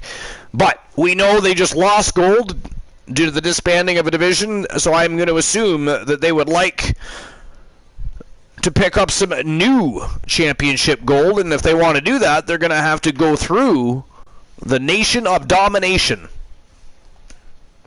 And they're not going to be doing that. Well, we will find out. I mean, it might not even be about them. Like I said, I mean, Braddock could want a shot at the NWA World title. Or maybe he's going to challenge somebody for tomorrow night's Wrestle Wars. Who knows? Gotta like that attitude. Or maybe he'll just come out and, you know, talk for the sake of talking, perhaps. The possibilities are endless. The possibilities are endless. Boston Paulo says yes or nightmare. What? There's a superstar who doesn't lack confidence. A fan favorite. You know what he's talking about, Woozy? Yeah, you asked him if you want to take on Vader. Oh, right, okay. I was looking back to see if I missed anything, and I come across that, so I couldn't remember exactly what he's talking about. Let's see. The create button. Hold on. I'll just throw it at you on your Discord so you can see it later. All right. Showing the proper respect. All right, you do that, Soul. But on my dashboard that I see right now, unless I shut this off, maybe. Yeah, I don't see a create button. I don't see any of that. It's not on here. Whoa. But that's all right. I don't need to be messing around with the chat and all that right now. What we need to concentrate on is producing an epic NWA streamer versus streamer showdown show, and we are in the process of doing that, and that is all that matters at the moment. And he is I was just going to say, he is in fact calling out not just Nation of Domination, but specifically he looks Thomas the Beast Grimm. Ready to make a point. Let's listen in as he addresses the WWE Universe. Shh.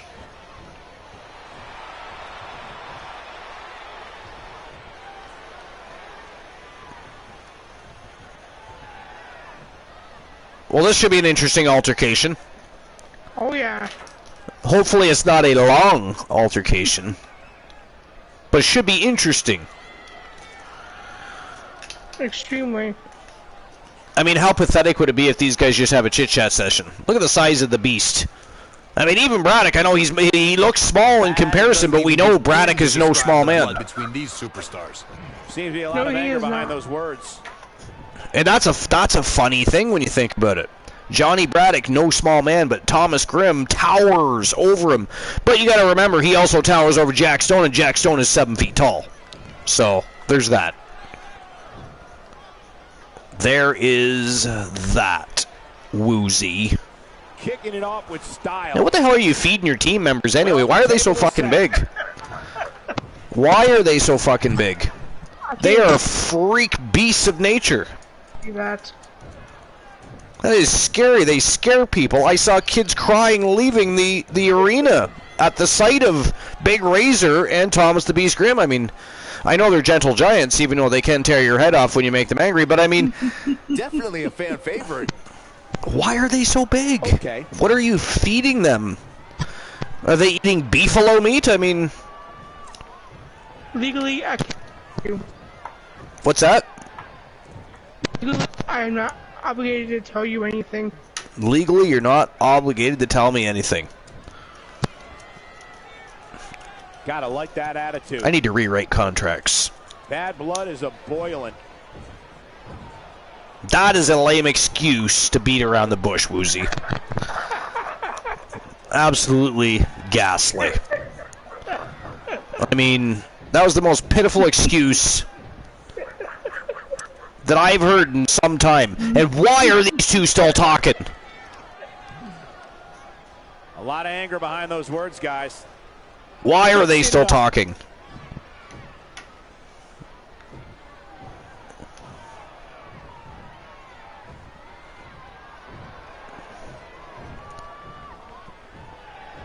Well, I hope they're enjoying themselves. I mean, really. Two gargantuans in the ring, and they're having a chit-chat fest. The fans are eating it up. The fans are not eating it up. They're on the edge of their seats. They're waiting for fisticuffs. Lies, propaganda, misinformation. How dare you, Corey Graves? And this is why they're the B team. See, Corey Graves, you could be on our side, but no. You always got to side with Saxton and Cole. Bad doesn't even begin to describe the blood between these superstars. To be fair, I don't think Corey Graves would have much of a voice if he was on this team. Oh, Christian Cole snuck into. What the holy hell is going on here? Like, how is everybody doing that? Why am I not... I'm not getting any notifications about people joining my broadcast tonight. That is bullshit.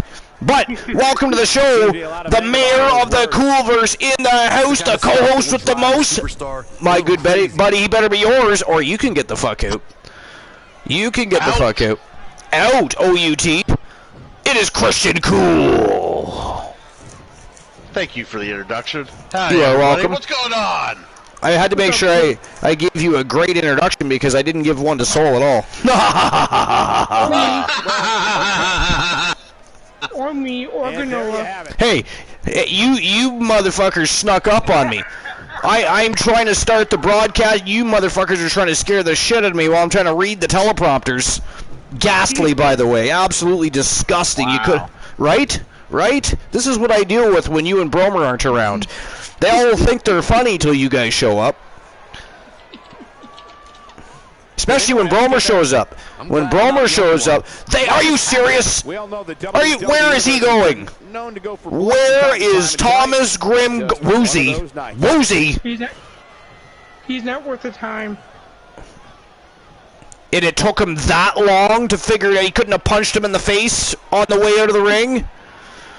And what is Johnny Braddock doing? What is he thinking? What is Johnny Braddock doing calling out a giant and having a tea and crumpet session? That was ghastly. Where is Team the Turret Man? Y'all have talking. You need to have meetings with your stars because that is ridiculous. The fans were not there to watch them blow bubbles at one another. You need to relax, Archer. That was just not okay. Not okay. I have tried to find inner peace, but then you see things like this happen. When you got people that spend their hard-earned dollars to see a good fight, and instead what we got was a reach-around session. And I mean, I'm going to just have to, use Tiliana's own words. It's the wrong show for that. It is not reach around day. I mean, I thought they were reaching for that brass ring. that no one can see the grab. They missed. They misfire. Wow. So and you know the other sad thing, not only did Johnny Braddock call out the Beast Thomas Grimm and have a tea and crumpet sessions, he lost the Battle of the Verbiage. He let Thomas Grimm out talk him on the microphone. Now we know he doesn't get that from Woozy. We know he did not. No, he does not. He did not. So far, Christian Cool, you've missed Kevin Sammartino beating Bradford Bravo. It was actually a fatal four-way contest. But unfortunately, Alan Severn and the new undefeated Isaac Frost decided they didn't need to be a part of that match, and they had a show of a show of their own going outside the ring the whole fucking match. So Sammartino and Bradford Bravo were just like, meh, whatever. They went at it toe-to-toe. Sammartino ended up getting the upper hand and beating Bradford Bravo and winning the fatal four-way. So that was a great match. Then we had Nikita. Oh, my God. Christian Cool, you're going to have to go up. Ask Woozy how great the second match was. That match was fucking crazy. Wow, yeah, like Nikita Razor. We were at the beginning, we're like, you know what, Nikita Razor, undefeated, she's been impressive, she's already a tag champ, but Rose Brewer is a beast, dominant, absolutely dominant.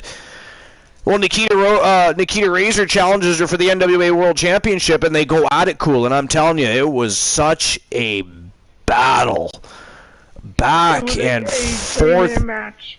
Oh my God, it was it was a 5-star match all the way. I've got way more respect now for Nikita Razor and Team Boss Apollo, and we've never seen anybody push Rose Brewer to the limits that Nikita Razor did tonight. And by the way, even though Rose Brewer won that matchup, and I guess at the end of the day we can't be surprised by that, she's the queen of the Archerverse for a purpose, but even though Nikita Razor didn't win that match, it's going to be hard to turn her down in, when a rematch might come up down the road or anytime soon for that matter, really, when you think about it. Is she related to Big Razor? She is. She is. Very much so. Okay. Yeah. You know who I'm really tired of? I'm tired of this Kevin Sammartino fella.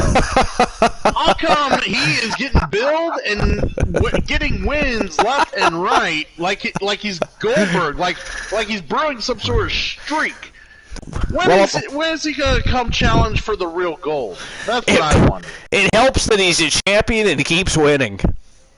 Yeah. I mean, the man's lost one matchup. One. Since Bound for Glory. Yeah, and that's when he lost the United States Championship. And that's the only match he's lost. It's craziness. I don't think anybody except for Nikita Razor is undefeated. Oh, no, Isaac Frost is undefeated, technically. And so is the Queen of the Ring, Cheyenne Cage. Technically. And I guess technically speaking, we have a new... Christian Cool, we have a new debuting team and superstar tonight. Mr. Skittles is introducing his superstar, Nathan Galaxy Alpha, better known to the world as Galaxy. So he grew up in Japan from the age of 9. His parents relocated due to work relocation and ended up starting his professional wrestling career over there. Not hard to believe. I mean, we all know how popular professional wrestling is in Asia and Mexico and, of course, Japan. They're revered over there, so it's very easy to get into the business, and if you're any good, well, you're going to make some money. Whether or not you're going to make millions is nothing, but you can definitely make a living off of professional wrestling, living in Japan, no problem at all. But came to North America, decided he wanted to test the waters. In Japan, he was the IWGP, IC, US, and World Champ. Now he wants to come over where the big boys play, Christian Cool, and he's making his debut tonight. That sounds pleasant. I bet Dave Meltzer's a fan. Against Heath Slater. So that said, he better be careful because Heath's got kids. He's in this for his kids. Clearly. Evidently. if you will. All right, up next, while we're talking, before we continue the conversation, up next, it is the X Division Championship on the line. Third match of the night, it is Fred Shang for Team Fred Lawless. The one Fred Shang, the chosen one, taking on the villainous one, the villain of the Archerverse, Kareem Key Woods from Team I'm Just Key and Trigger Talk TV, member of Tons of Funk. It is showtime and go time. Let's go! But yeah, so far so good. It's been a great night of action tonight, Christian Cool.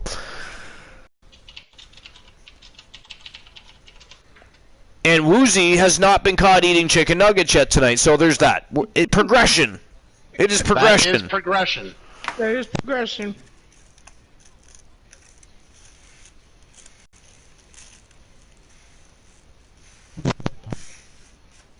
This match.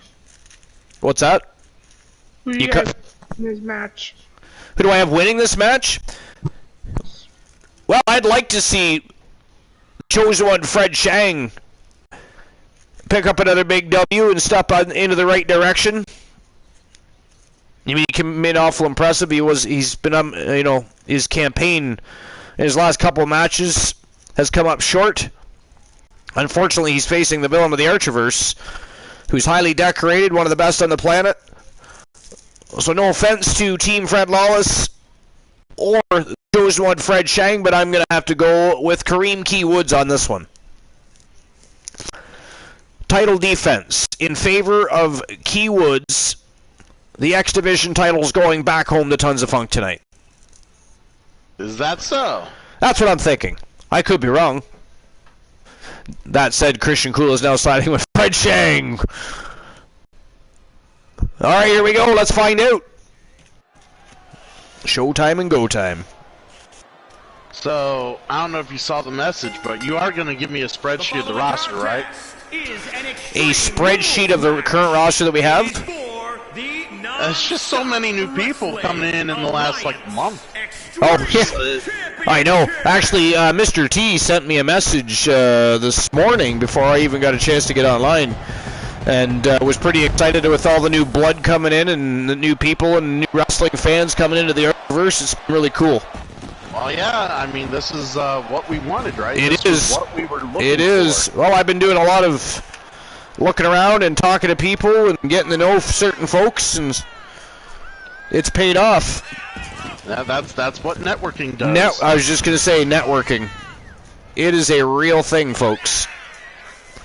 It's a big-time opportunity, Byron, as the title. All right, here he comes. You're not going to grow on Twitch just sitting there playing video games. And no. Join your channel. Nope. You can play as many video games 24/7.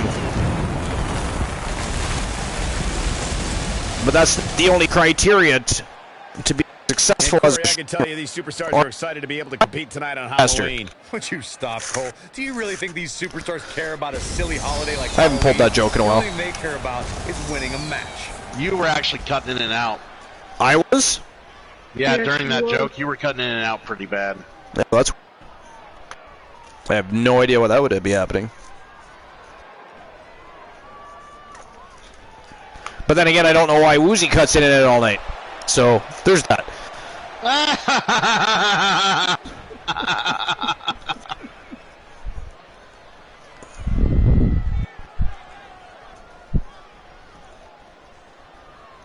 What do you think of the new updated and redecorated and refurbished arena, Christian Cool? Looks very nice. I was today. I got a crew in to redesign the arena. We've got some new title belts. We, of course, did some contract signings. I mean, the Archerverse has been a busy beaver.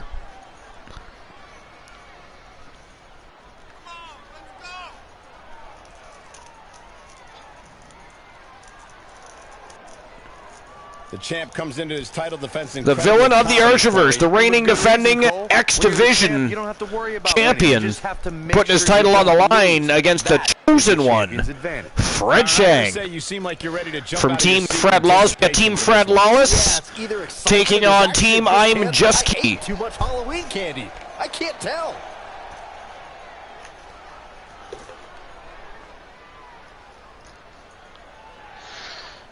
Well, while I'm on the broadcast, I'm going to start getting things around. I'm going to cook me some chili. Soul Ember says, to be honest, I want to see Fred be pushed to the limits. Savage. Introducing the challenger from San Diego, California. No respect for Fred. No respect for Fred. 99 pounds. Poor Fred. Poor Fred. Poor Fred.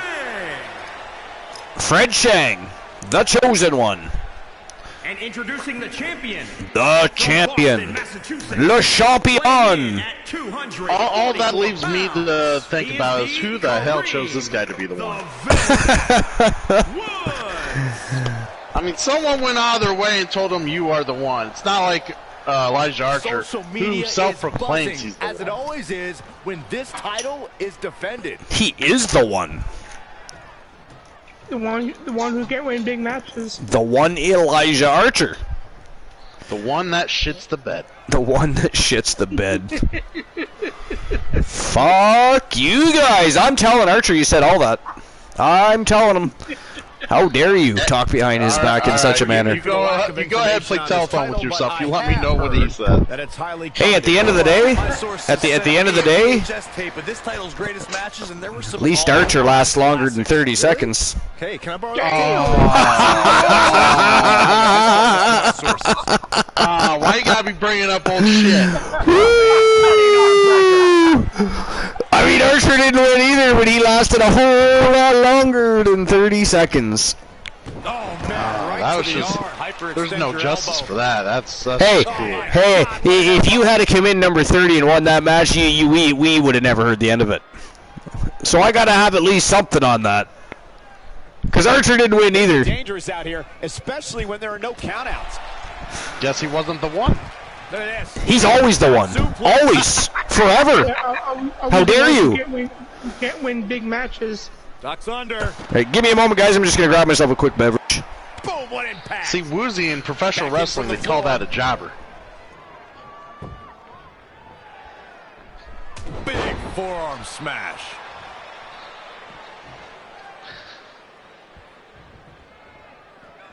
Yeah, by the way, I see we're having ourselves quite a delightful match. Fred Shang not really knowing what he wants to do. He's just kind of hokey-poking around the villain here instead of actually getting some offense in. He is trying to dance. They'll probably punish him down the road. Oh, shows no mercy. And that poor chair. It looks like a twisted heap. The champ getting put to the test here. Yeah, but he expected I wish I was the chosen one. All right, I'm back. I'd be the chosen one. You want to be the chosen one? That'd be kind of cool. To be the one, you've got to beat the one. Well, wait, who made that rule? That makes a lot of people the one. We cleared it. That seems like a real shitty rule. Especially for Archer, considering that would make a lot of people the one. He is not the only one, apparently. Now I want to sing some yellow card. Wasn't expecting that. Ooh, steel chair, steel steps. These guys are going right to it. Extreme Rules matchup. Anything goes. Michael, that is so dangerous. And Fred Shang took that to heart, apparently. Oh! He did. He just got busted open for his efforts. Busted open was Fred Shang.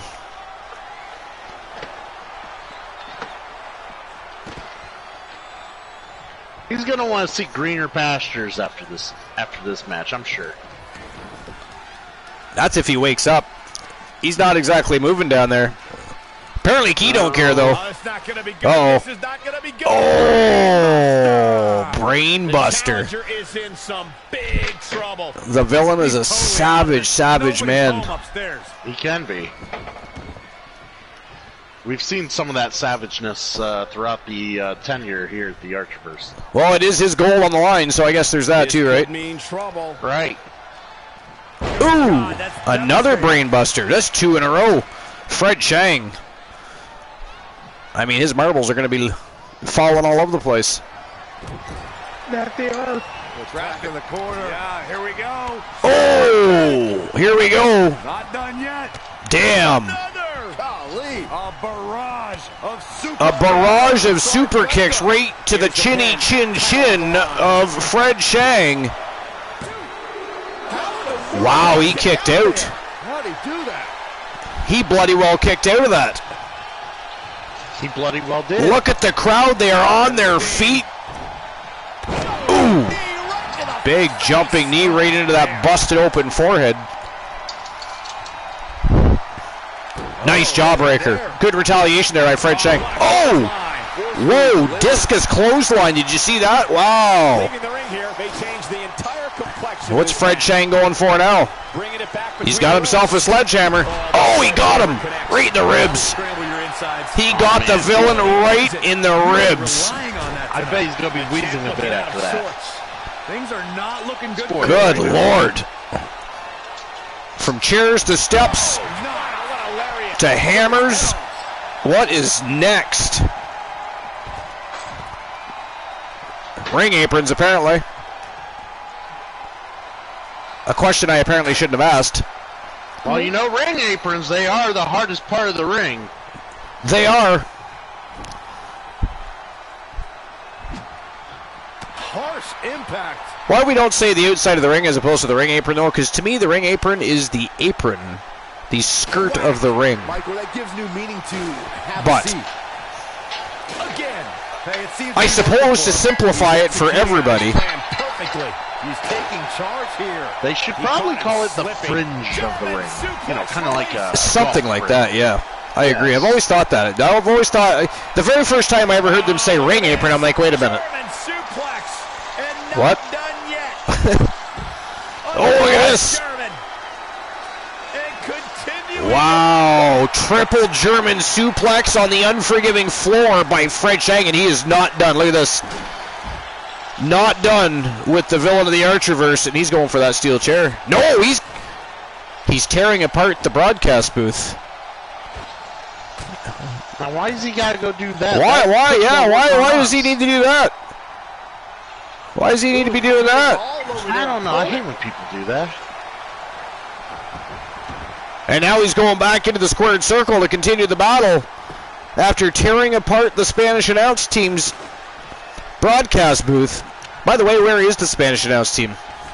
Yeah, where are they? Ooh, Fred got caught coming in with a kendo stick. Don't sleep on the villain, or he will put your ass to sleep. That was ghastly. What's all the interference? Oh.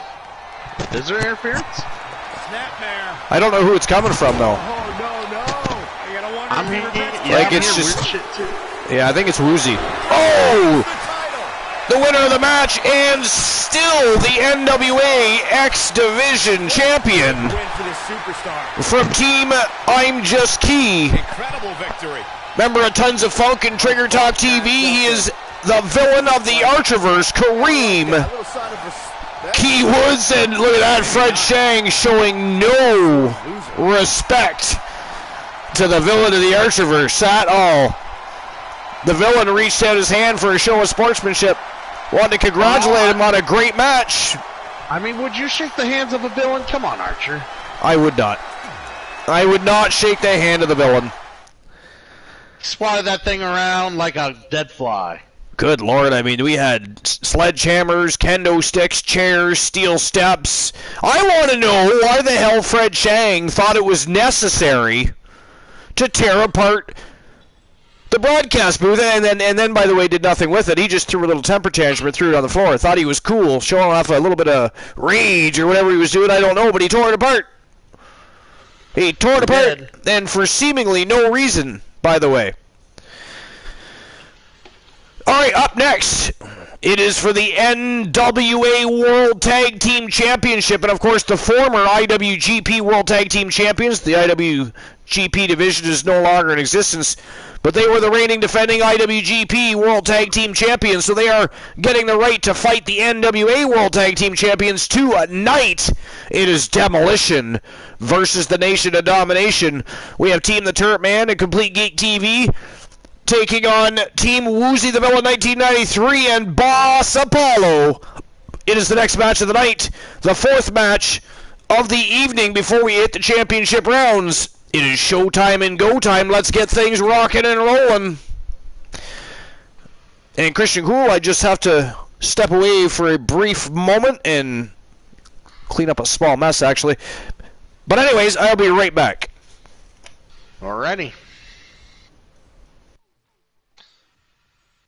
I don't know, Woozy. You excited about this match? Oh, hell yes, I am. I'm ready to see my team kick some ass.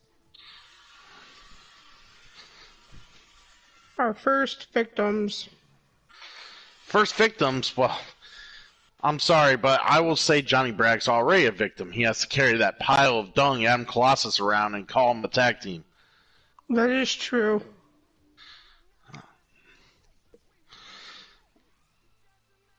But they may surprise your boys. I don't see that happening.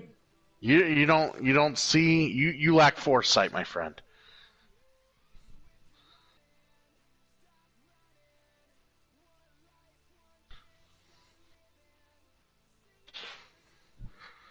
You see only what you want to see. I will admit it will be a good match, though. Well, if you agree that's going to be a good match either way, we'll see what happens.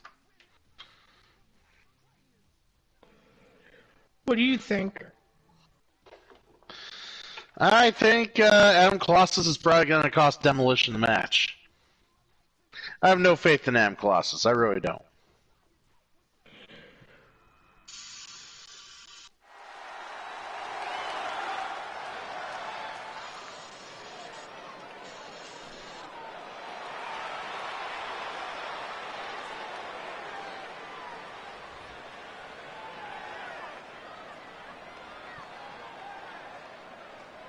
Trying to do dishes here while I'm hanging out on the Archerverse.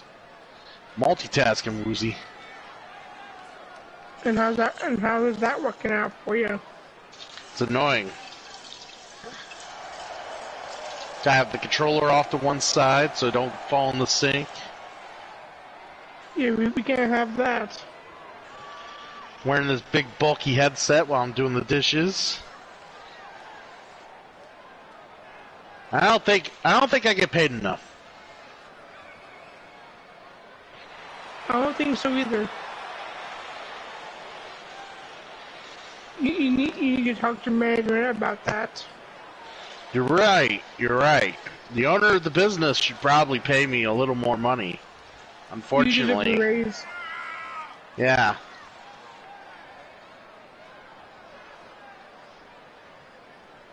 Yeah, last time I asked for a raise, fucking Archer gave me a pedestal. He's like, here, that should raise you up. Fucking asshole. Sound like Archer.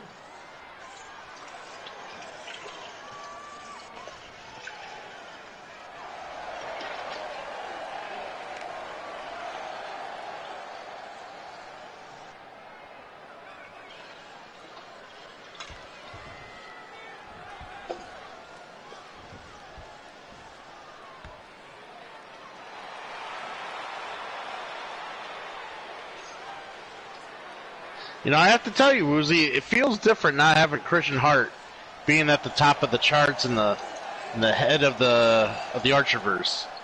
Very weird. It is. I mean, Christian Hart went so long being the man. Now he's just a man. Lost in the shuffle. All this new blood coming in. I'm hoping he can stay relevant. I'm sure he can. Time will tell, Woozy.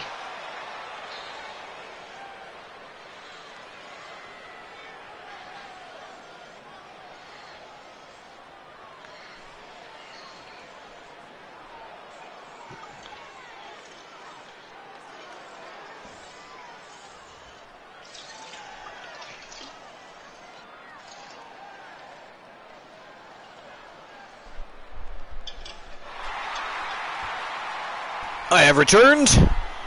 Welcome back. I see the champions have already made it to the ring. I'm just in time for the action. Excellent. Yeah. You win these, you make See, the I'm case starting to as wonder one of the why. best I'm starting to think teams I know ever. why you want to be more of a YouTube guy than a Twitch guy. That's a weird statement when I stream more on Twitch than I do YouTube. Yeah, I think you really do enjoy these YouTube shows where you do not get banned from matches. There is a lot less villainy on YouTube shows. At least for now. I mean, who knows what the future holds, but... Is that always a viable option? Don't worry, should at Cole, least we're be the not first coming option, tomorrow. Michael. Look, every Because challenger is even going to during present a different the product. Archverse NWA on Twitch, there is villainy. And what brought them to the title in And the first place? propaganda. The champ isn't where they're at by being one-dimensional. And fun Adapting time. on the fly should And not then be a innuendo. problem. Innuendo. Wee. But it is always a good time. Doesn't matter the platform. The show goes on. Top rope. Oh, this is And is stellar no matter where we are. The Shark Tank or Twitch TV does not matter. We are still the late night place to be. Oh, saw it coming. Dropped him with a big shoulder tackle. Boom. Nice. Waist lock. No. Oh, big belly to belly by Big Razor. Taking their share of hits now. Perhaps thinking about what to do next here. Big Razor doesn't do anything small, that's for sure. Absolutely not, and he is single-handedly taking out Demolition at the moment. Leg snap. Adam Colossus giving Thomas the Beast Grimm a run for his money. It's going to take more than that. But Big Razor is handling Johnny Braddock, if you will. Nothing fancy here. Planted face first. Back Oh. That feedback gone? Fancy. What's that? He's in control. Okay. I was asking, is that He's feedback bringing gone? it back inside the ring now. Ready to attack. Big standing vertical for Big Razor. The fact you're not answering means Devastating that I- whatever. Great The sink was not causing the feedback. The sink? Yeah, I had the water run. Oh, no, I didn't hear anything. Okay, then whatever we had earlier was something showing on the different. champ. Look at this military press to a power slam by Adam Colossus on the Big Thomas Grimm. Kick out. Not yet. Ooh, what a damaging blow. Well, Adam He's Colossus just here in better so much pull pain his right weight. now. I feel bad for Johnny Braddock. Oh! Yeah, that could have been bad. Big Razor grabs that top rope and breaks the... He had him in a torture rack. Targeting the stomach.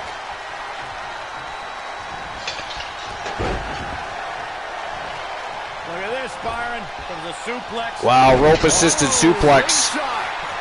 And the damage that would be doing to Big Razor's spine. He is a big, large man to be coming crashing down spine first on anything. Oh, yes, indeed he is. Look at this. Oh, payback Suplex. from Big Razor. Not done yet. Oh, he's going for the trifecta. And continuing to oh, look at this. Folded him up. Turnbuckle. For the win to retain the championship. And he's able to get the shoulder up. Wow. He showed up here tonight for Colossus kicked out. exactly what we are seeing. And goes right after Grimm. Being Nice. put into knots. This could be it. He's got that big backbreaker locked in. Grimm too strong, though. Batten down the hatches. Too big and too strong for that. Now that Yeah, he's really showing his prowess and power. Oh, that is it. That is all. Ladies and gentlemen, the winners of the match and still the NWA World Tag Team Champions. They are also the WCW World Tag Team Champions. They are double Tag Team Champions from Team Boss Apollo and Team Woozy, the Villain 1993. They are Big Razor and Thomas the Beast Grimm, the Nation of Domination. And they most certainly dominated Demolition. We did. We just kicked ass. Demolition got demolished. I was expecting better. Yeah, me too. I mean, cool. It's been a long time since I've seen Demolition take a beating like that. I told Woozy earlier, I don't think Adam Colossus' heart's in it, and it's making Braddock's heart not being in it. I think there's some attacking starting to fall off the wayside. Maybe. You never know. I mean, their streak as a tag team lately has been ghastly at best. All right, let's see what's next on the docket.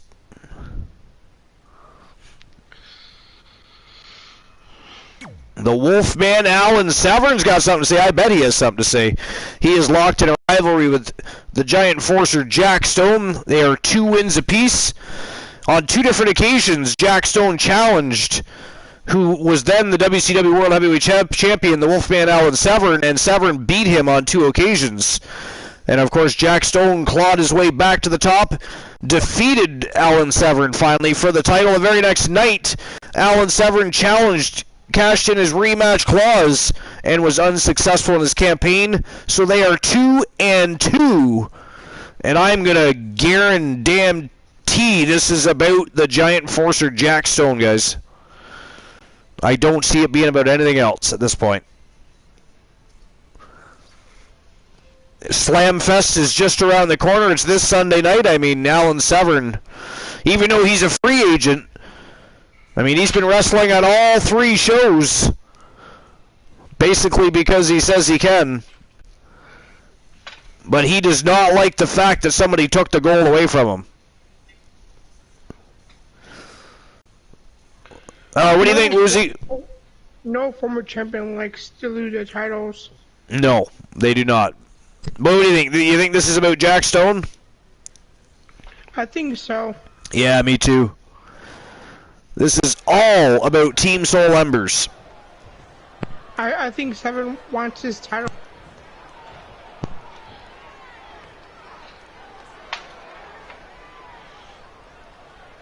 Gotta like that attitude. Shut your damn mouths, he says. Man, I can't believe we all signed up to listen to Team Glenola cry. Oh boy.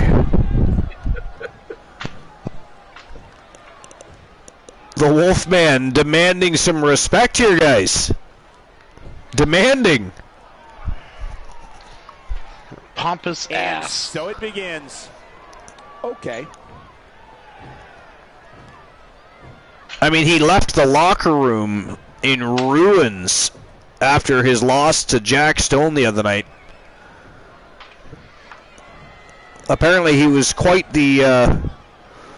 It was quite the good times at the hotel room as well. Glad I wasn't there for that one. Not feeling the love for that superstar. I guess ego matters in this business. Nobody disrespects me and gets away with it. Nobody, he says. Yeah, here we go. He's calling out Jack Stone. Well, we knew this was going to happen. Jack Stone not on the card tonight, by the way. He was probably in the back enjoying himself, watching the show. Not so fast there. Don't be surprised if an angry giant comes out here. We'll see. The Wolfman might have bit off more than he can chew tonight, and he's already been in a matchup. He went to war. What's this all about? By the looks of it, he is not with Isaac Frost tonight. Let's see what he has to say. To war, you say? Oh God, they went to battle outside the ring. They completely disregarded the fact that it was a fatal 4-way match. Period. It was basically a one-on-one between Bradford Bravo and Kevin Sammartino. Wow. Yeah. I think he saw the big Isaac Frost and just saw Jack Stone in him or something. I don't know. That's possible. But that said, Isaac Frost looked like he had a blast, so I mean, the Wolfman might have somebody else sniffing his tail. One of the most popular superstars in the WWE, no question.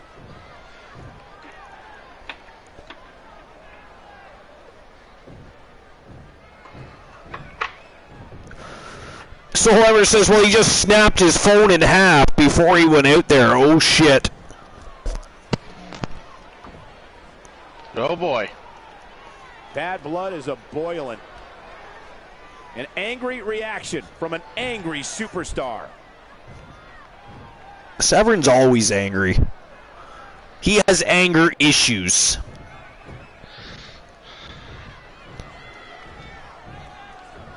Is it anger issues or is it mommy kitty deprivation? Here's something we can look at. Alan Severin has troubles grabbing the brass ring. Then suddenly he aligns himself with Vinny K, goes on an absolute tear, winning titles, knocking down opponents as they show up. Then he decides he's separating himself and pulling away from Vinny K. And suddenly, the Wolfman on a losing streak. Has anybody else besides me noticed that? Just a bully. Oh, we've noticed. It's interesting. It's very interesting. It is interesting. Isn't it? I like it. You like it. I like a good story. Yeah. You just like to see the Wolfman losing. Hey. He had a climax. Now he's in the valley. So that he's just valley's gonna continue for some time. So he's just part of the narrative now. He's just part of the story. Yeah, that's the cool thing to do in wrestling, right? Yeah, make your own narrative. Yeah, something like that. We were talking earlier about some of the interesting things being said about people very close to Cody Rhodes and some of the reasons why he ended up leaving AEW. Because Cody Rhodes hasn't really said anything. He was very gracious, very humble, very thankful. But things are coming out. Things are coming out. I mean, if they didn't already have certain superstars talking about some of the shenanigans in AEW, now there's other things to look at too. But showing the proper respect. It's a sad situation at times. I mean, if the founder of a company, Jesus, eventually feels the need to walk away from something he started, then yeah, there has to have been a lot more going on than what we all know.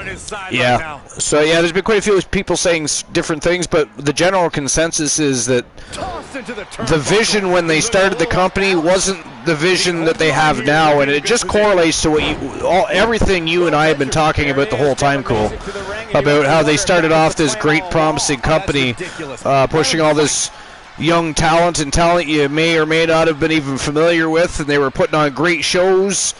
They were, and then all of a sudden they started pulling in WWE guys, and not only do they start pushing them over their own talent, they've got constantly just way too many people on camera. Like, you don't know, there's no way that any one person could invest in any one superstar on that promotion. And again, I don't think people. I don't care how good Adam Cole is. Keith Lee and all these guys. They shouldn't be being pushed over the talent that were already there, helping build that company to begin with. Well, it's the same exact thing TNA did back in the mid 2000s. Yep. They had the people that were not WWE related, other than maybe Christian Cage and Kurt Angle. You know, and they were building having steam. Those show up was fine, but then they started bringing in more. Yep. In came Team 3D. In came Scott Steiner. In came, Nash, Hall, Hogan. Yeah, it was. No, don't get me wrong. Actually, I thought the only thing I did like about the whole thing was the main event Mafia was awesome. But aside from that, it was a train wreck, an absolute train wreck, and we all saw it coming. So. And what's crazy is that main event Mafia actually helped the career of Bully Ray. Yeah, it did. Main event Mafia was well done. It was. I liked it a lot, actually. But unfortunately, that was around the time that I just was disconnected from TNA because I just. Well, I mean, it was a train wreck. It was heading to the unfinished bridge, if you know what I mean, at the time. So I don't blame you. Yeah, I mean that's what I felt like. I was getting. I liked it less and less, and I was just like, all right, I'm done. Yeah. Yeah. But I think that was around the time. There was a time around 2008. And a couple years it lasted about a good 3-4 years where I wasn't really following wrestling all that much like I used to. and I just kind of took a sabbatical from it in a sense. Like I quit keeping up with Ring of Honor, quit keeping up with TNA, quit keeping up with WWE. Like, and then when I came back, and it was just like, who's Sheamus? Where did he come from? You know? Yeah. Well, I was also disappointed with like the whole ECW thing on WWE, and there was so much crap to just be like, this sucks. Yeah. Like, I mean, ECW, that was their first attempt at basically what NXT became, really. It was their first attempt, but it failed miserably. Yeah. But... All right, up next, NWA United States Heavyweight Championship on the line. It is the invading Robert the Body Santana from Team Big Body Metaverse, taking on Team KJ2294's the OG, Kurt Jordan. The gold is on the line. Let's see if this invader can pick him up some championship gold. He is undefeated, but can he defeat the original gangster to pick up his first championship gold? Just like his partner in crime from the Big Body Metaverse, King Kylos, did. Almost won the Men's Rumble, then entered a tournament, won, and became the first ever NWA National Heavyweight Champion. So far, the invasion looking pretty good. It's been crazy times. Let's see what else can go down. Alright, Archer, I'm out of here for the night. Alright, Woozy, have a good night. Thanks for being here. Welcome. We'll talk to you tomorrow. We'll see you for the Archerverse Wrestle Wars tomorrow night, 11 p.m. Eastern Standard Time, Woozy. Take care. You too. The Non-Stop Wrestling Alliance United States. I thought that was cute. You kept wanting to say more, and then you wouldn't let him. You're a dick. Cut that shit off. You do not need Stevie Wonder with an acceptance speech. Exactly. And you just said you were heading out the door. You don't need to give me a whole run-on spiel while you're running out the door. Bye. That's right. Just open that shit out. Walk right on out. Been nice knowing you. Just come back tomorrow. This is it, guys. The title is up for grabs here. And this might be the most highly anticipated Robert the Body Santana. in recent memory. Undefeated so far in his tenure. I'd like to thank everybody for and his friend, partner in crime, King Kylos. Guys, I'm thinking the three of us should a beast of a human being. Perhaps the Fabulous Freebirds, or dare I say, the Wyatt family. I will never dress up. Most certainly is very impressive. I mean, he came in and invaded during the Men's Royal Rumble and was tossing people over that top rope like they didn't even exist to begin with. It ended up coming down to Marshall Omega, and King Kylos Omega was able to eliminate Kylos. So he just about won the Royal Rumble. But then, the tournament, the 8-man Gold Rush tournament, the finals, it comes down to Omega, who eliminated him from the tournament, and Kylos. And Kylos, of course, beat Omega to become the inaugural NWA National Heavyweight Champion. So it was very interesting how that story played out. Yeah. But yeah, Kylos is very impressive. As is the OG Kurt Jordan from Team KJ2294, member of Power and Glory with Big Nasty Brutus Brubna Brown. And don't say it. And don't say it. Don't mention his name. Their other member. Yeah, their other member. The member that shall not be named. Just to appease Team Christian Cool. And Corey, I can tell you these superstars are excited to be able to compete tonight on Halloween. I mean, would you stop, Corey? You didn't want to trigger my anxiety. These superstars care about a silly holiday like Halloween. The only thing they care about is winning a match. The OG in a great mood, looking to party. I hope he's looking to fight too. Because Robert Santana isn't here to party. Yeah, speaking of party, did you see how many people KJ had for his birthday thing? I did.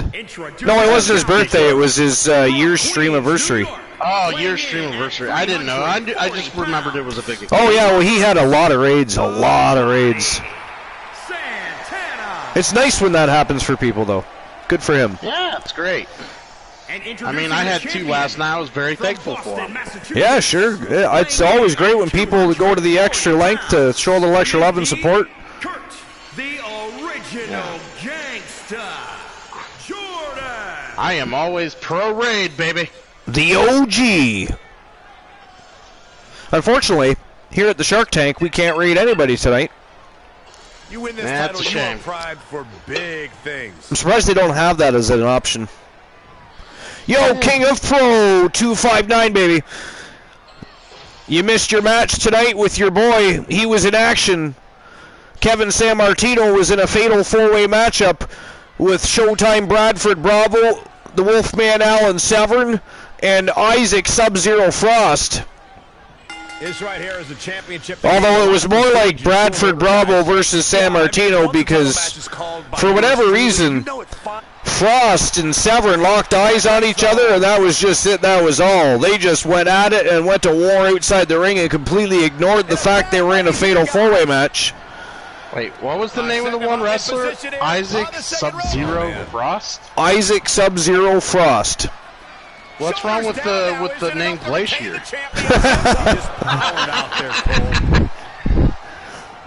Yeah. Maybe he wasn't a fan. Probably not. Many people were. No, they were not. King of Pro, no, Kevin Sammartino defeated Showtime Bradford Bravo and won the fatal 4-way. It was not a title match. It was just a fatal 4-way contest. It was a star-studded fatal 4-way contest, and Sammartino, the savior, picked up the big dub. Punishing the opponent. Now, why would you automatically assume your client lost, by the way? That does not say much about your team and the expectations of your clients. Does it, Christian Cool? Did you hear that? So, first question is, so I lost? Just automatically assume that Sammartino, the savior, by the way, lost. That's terrible. Right? I would think someone awful. like Sammartino would have better backing. Yeah, that is just ghastly. If this was Twitch, you'd probably get timed out for that. He's looking absolutely ghastly. Well, you can actually look at it right now, King of Pro. You can rewind live TV here on YouTube, baby. What a right. Gosh. The challenger eating How up some dare damage. he just automatically assume? Pretend I didn't said anything. Well, we can't unsee what we read. Shoulders down now. Is it enough to retain the championship? Man, these guys are really attempting to make fast work of each other here tonight. As a result, it's turning out to be a fantastic match here for the NWA United States Heavyweight Championship. Oh, the OG couldn't complete the trifecta here. Triple German.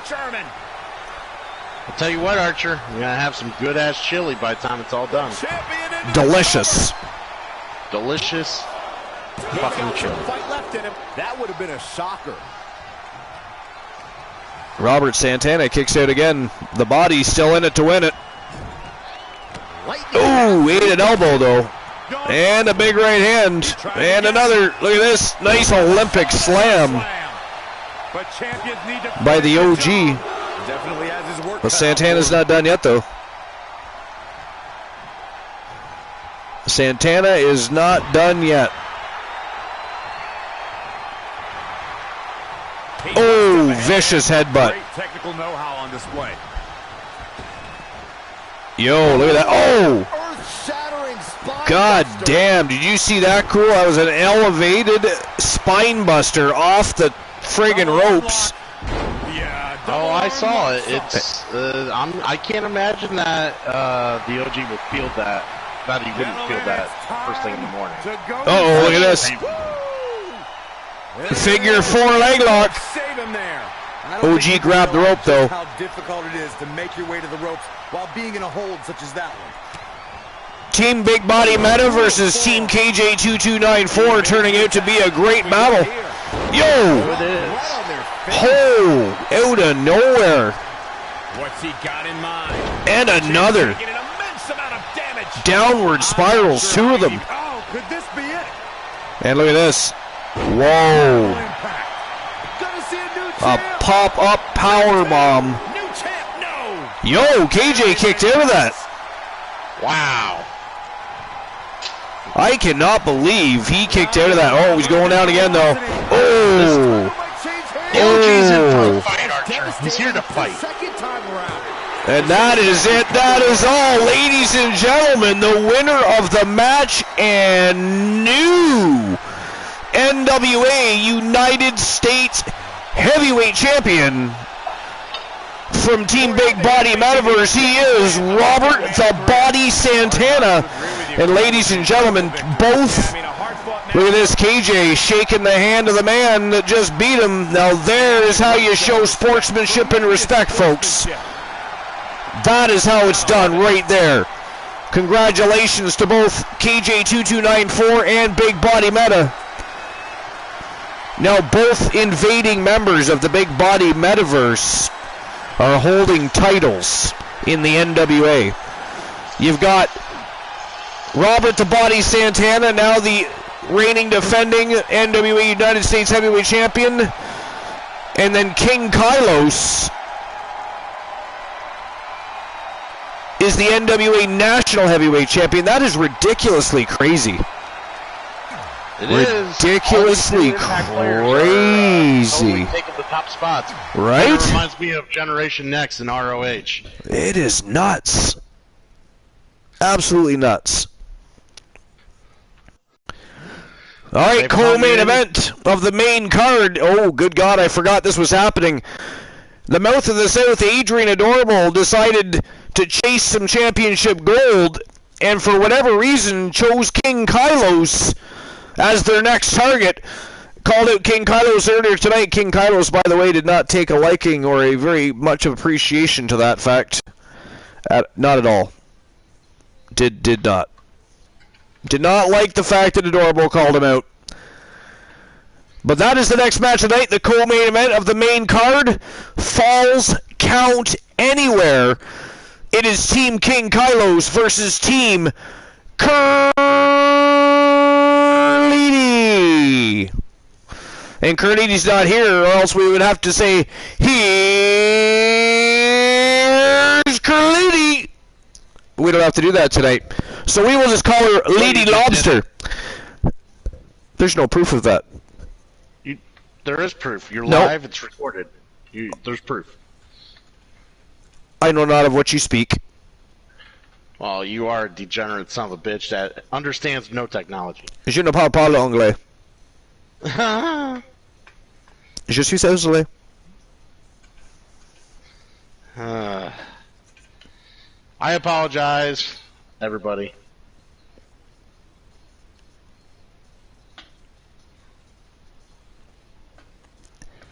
But we don't apologize for this next matchup that is going to be absolutely fire for the NWA National Heavyweight Championship, the championship that King Kylos just won in an 8-man Gold Rush tournament. He's already doing a turnaround, and he is putting that puppy up on the line against the Mouth of the South, Adrian Adorable, former 2-time WCW Light Heavyweight World Champion. And it is showtime and go time, Christian Cool. Let's go. Let's go. Let's go. What are we waiting on? Let's go. Oh my God, I have like 10 cans to fucking open with the can opener. Is a Falls Count Anywhere match. It is for the non-stop Falls Count Anywhere Championship. We also have 2 dark matches already planned for the evening. Really? We do. We have the returning Queen of the Cage, Cheyenne Cage versus Molly Holly. And we have the debuting in a dark match, Nathan Galaxy Alpha, known to the world as Galaxy. We talked about him earlier. And he is taking on Heath Slater. And again, I still say he better be very careful. Heath Slater is a tricky customer, and he's got kids.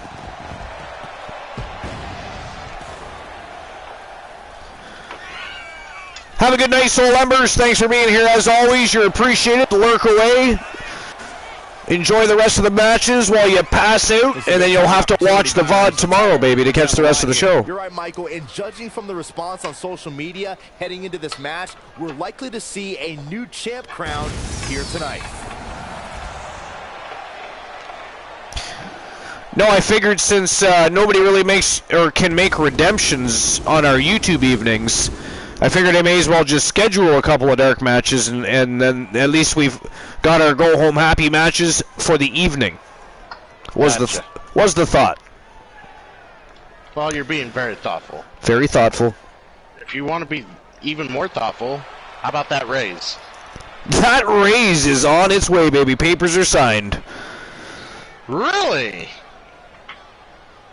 Really? And here he comes.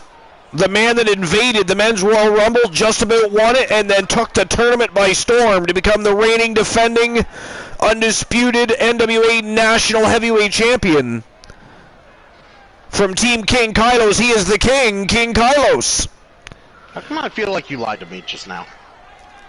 Look at that beautiful National Heavyweight Championship gold.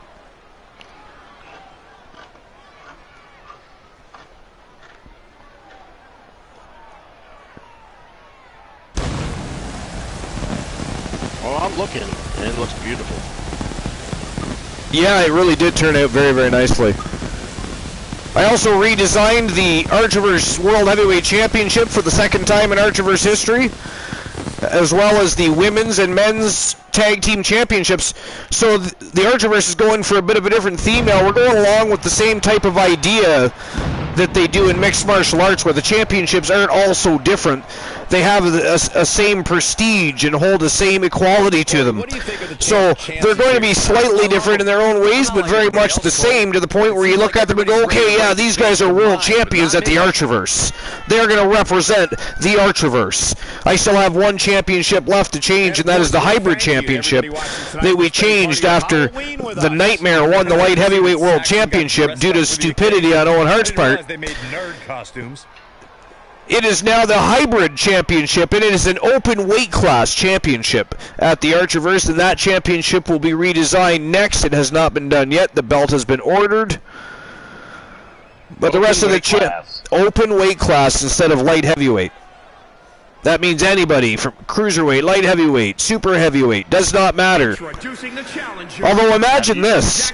Imagine Brock Lesnar or Big Razor or, you know, somebody like that gets a hold of that title, and the next person in line is poor Adrian Adorable. And Adrian Adorable, a fantastic superstar, one of the best in the world as far as light heavyweights and cruiserweights goes.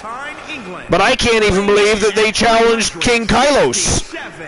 Okay, so alright, what class is the world title? The world title is the heavyweight championship.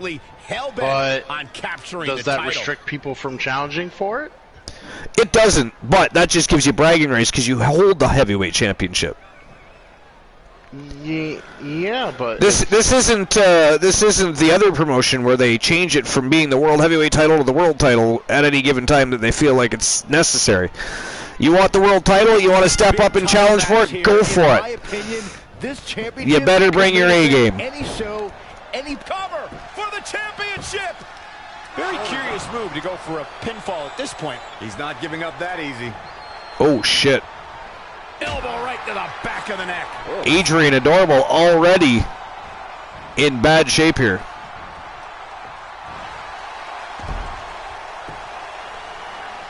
Kylos hangs out at the top rope. Adorable tried to topple him over. Hung up on the second rope. Neck breaker. Boom. Well, Adrian Adorable looks great today, doesn't they? Don't they, Archer? They are looking pretty good right now. Well, they were, anyways. King Kylos, an absolute monster.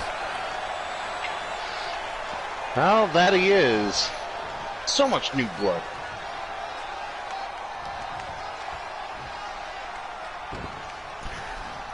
I do not discuss the ghastly, disgusting, awful, horrible, treacherous, grotesque WWE 24/7 This. championship. And I say that very loosely and lightly. Knee drop. That was nasty. So You're precise. right. King of Pro, Archer does not like the 24/7 champion. The champ now Well, he absorbing likes a the little idea, damage. so he called it the hybrid He knew he'd get championship hurt. In a instead. match like this, you can't Well, avoid actually, it. no, the hybrid championship, Christian Cool thinks he has jokes, but he's clearly not informed well enough. The hybrid championship is not a 24/7 championship. It is an open weight class championship. Anybody can challenge for it. He's got something cooking. Big, vast difference between that and the 24/7 joke championship that the backstage camera crew can hold. Back now inside the ring. The fucking the okay. chick at the concession stands can hit somebody with a fucking tray and take the title. Okay. It's ghastly. I hate that thing. Slight more meaning than the 24/7 championship. Very slight, maybe, but no, I really do hate that 24/7 title though. It is worse than when they took the hardcore title 24/7. Like it's a stupid gimmick. It is. Really dumb. It is. And like for how many weeks did we have to watch what's his name perform parkour holding on to the title? I mean, still watching that actually. Is he still the champion? My God. Yes. Oh my They God. won't take it off him. Oh my God. That's because R-Truth had it so long. Yeah, so now they're having him holding it for God knows how long. And having everyone else chase it. And good thing, that could have been disastrous. It's dumb. I absolutely hate it. Man, oh man, Adorable had a figure four locked on, but Kylos Way too early. powered out. Adorable's definitely not used to that happening. Usually when Adorable locks on a figure four, it turns into a figure eight, and that's all she wrote. Knee to the spine.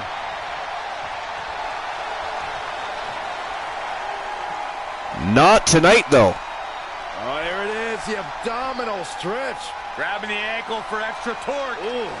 He's just about Kylo's still hanging on. He is fighting back here. Oh, elbow right to the thigh. Oh, that is brutal. And no headset on, so I will be right back, Archer. Okay. And a kick out, much to nobody's surprise. Wow, not even a one count there.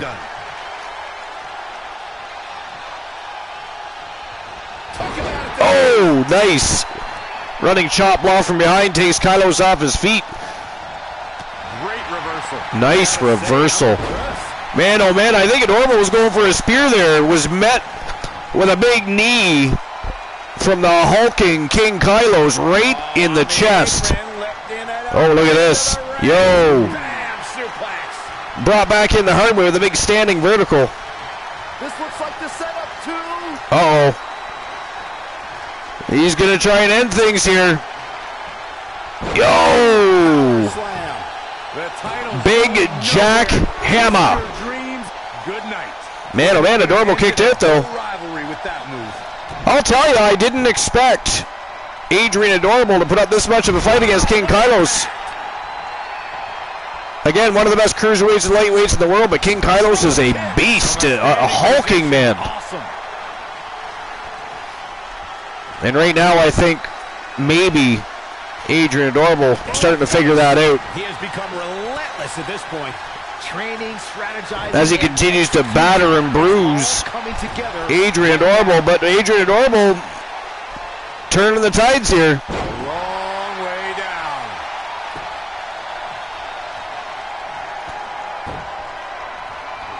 Oh, look at this. Setting up Kylos. Ooh, natural selection DDT.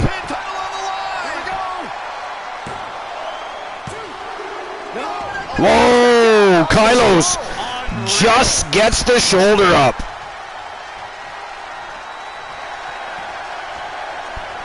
Oh, they're going for the figure eight. There it is. Kylos is in real trouble here. There it is, the figure eight. Kylos in real, there it is, that is it, that is all, ladies and gentlemen.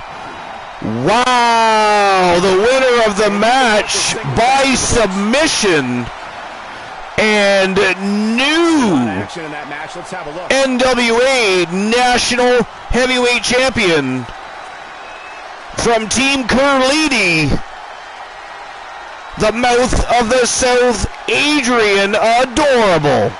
Wow. I mean, Adrian Adorable couldn't beat him at his own game, so they decided to tap King Kylos out instead. And let's be honest, it's been a hell of a week for King Kylos between entering and invading the Men's Royal Rumble and just about winning that, to going through a grueling tournament to a turnaround matchup tonight. It's no wonder that King Kylos, although he put up a tremendous fight, that was a hell of a battle. It's no surprise that Adrian Adorable probably did just a little bit better tonight than they normally would have against King Kylos. Wow, now that match was a treat. Neither here nor there, Adrian Adorable, the new NWA National Heavyweight Champion. Congratulations to Team Curleedy. All right, here we go. The main event of the main card here at the Archiverse NWA. It is a triple threat eliminator. It is for the NWA World Heavyweight Championship. Reese the Voice Williams taking on the former NWA World Heavyweight Champion, Stunning Marshall Omega from Team The Ornery Knight.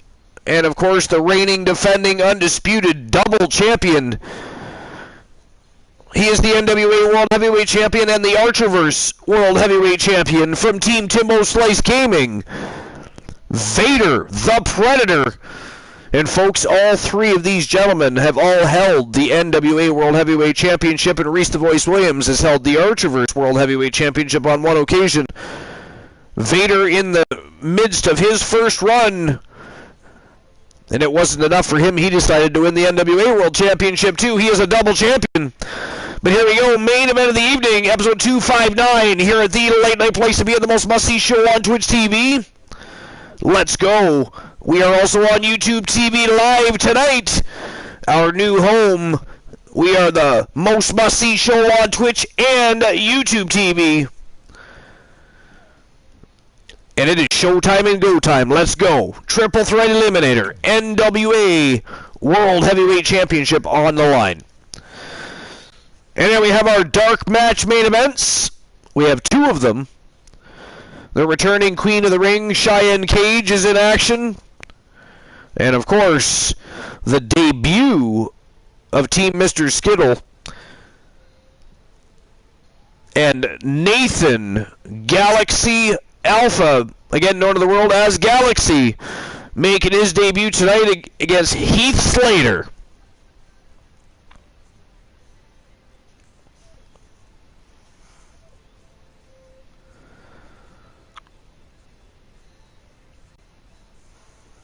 Moments away from three titans colliding. Three champions.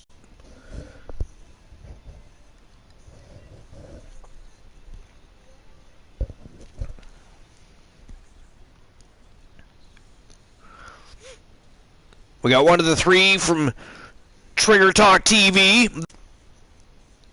Member of Tons of Funk from Team 3 TV Reese. And then we have Team The Ornery Knight and Team Timbo Slice Gaming, battling for bragging rights and championship gold. The NWA World Heavyweight Championship on the line. And it is showtime and go time. Let's go. Without further ado, let's get these gentlemen out to the squared circle.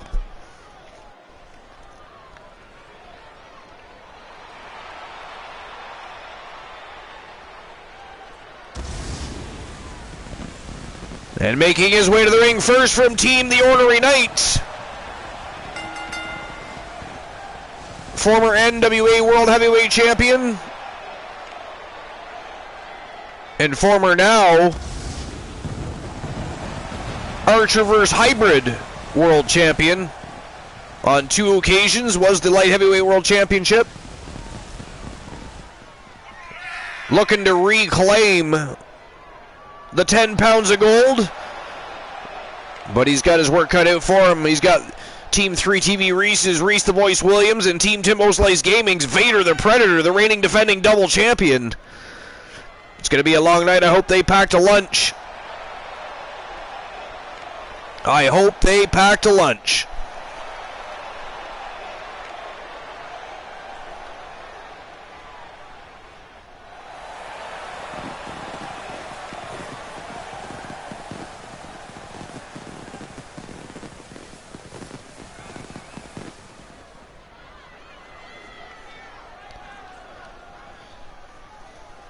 All right, here we go. Reese the Voice Williams from Team 3 TV Reese making his way to the ring.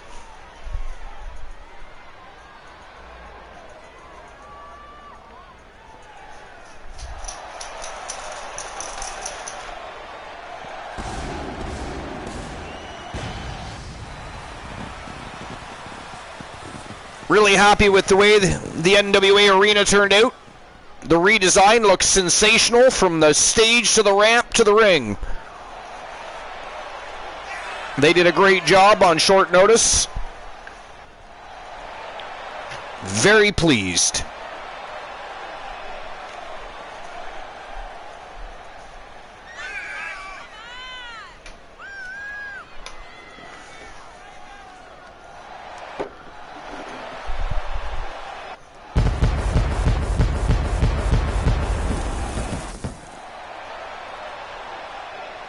Reese the Voice Williams always ready to party, but also always ready to fight.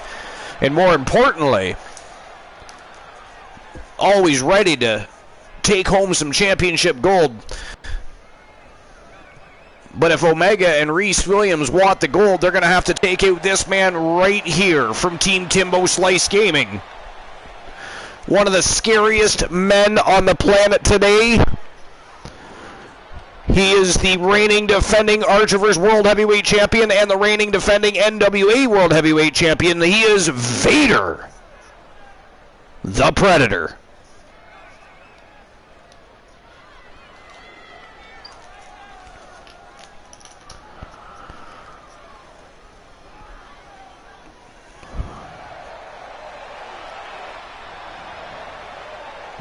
And here we go, the champion making his way to the ring. Let's go.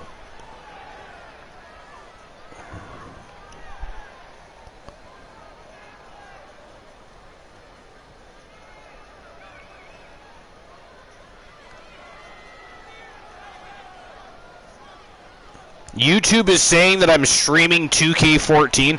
That's funny because last time I streamed it said I was streaming something completely different as well. I don't know. I got to figure out how to change that.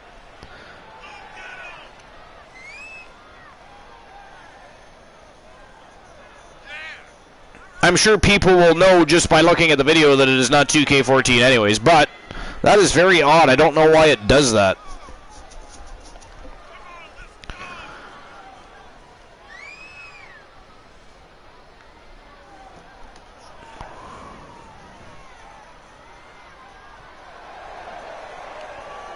I mean, how dare they mislabel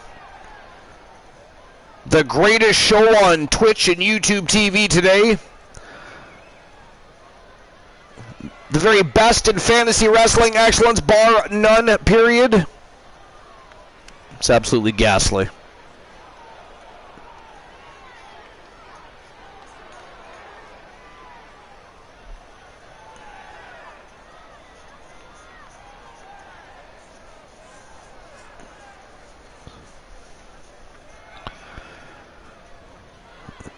Vader is always looking calm and collective, but you know inside that head, he is a raging monster.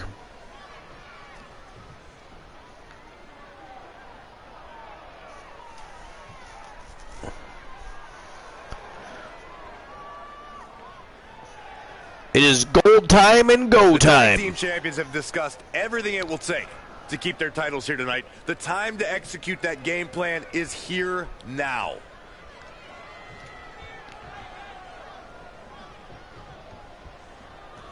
Here we go. And here we go. Count anywhere Ooh. in this match. Omega taken down right off the hop. Vader Boom, what a forearm. with a downward spiral to Reese Williams. Yeah, it's going to take more than that to And chaos already engulfing the ring. Look at this. Oh, nice neck breaker by Williams. Very curious move to go for a pinfall at this point. Too soon. Omega patiently waiting to intervene while these guys go at one another. Look at this. Snap suplex. This matchup is going to be all about patience. He's in a bad spot now. Yeah, he's got to find a way out of that corner. Suplex. Nice snap suplex by Williams. Uh-oh. Wow, Hurricanrana to Vader. Hooked up and Williams on a roll. Ooh, super kick right in the midsection, but Williams just eats it and fights on. Look at this sleeper hold the sleeper. Is he gonna pass right in the middle of the ring. And he But breaks no, the hold. sir. But look at him, still trying to catch No, his sir. breath. Vader drives his own head right into the jaw of Reese the Voice Williams. Thought uppercut. That'll cost some teeth. Oh, look at this. Yo! Butterfly pile driver. That was vicious. And Williams clearly, wow, caught her out of nowhere, but you can still tell he is feeling the effects. He looks a little woozy. Yeah, No pun intended to the woozy the villain 1993. And there's still plenty of fight left. Hey, I guess you never know. Vader now going to work on Williams. Up and down. What a slam. Oh, look at this, Omega from behind. Nice. Very. Cover by the challenger. Swooped right in there, he did. Oh, a kick out. Very nice. Controlling the arm. Anticipated that attack. Oh, I think he was going for a stun gun there. There he goes, crashing to the floor. Unsafe kick. Big kick right to the spine by Williams. He like soccer kicked him right in the spine. Incoming. They get dangerous out here, especially when there are no countouts. Oh my God, a clothesline. Shoulders down now. Is it enough to retain the championship? It's going to take more than that. One count only. I don't think his opponent was expecting that. I mean, to be fair, the referee's counts was so slow, Turtle could have counted faster. Floor. So there's that. Oh, and a kick right to the hamstring.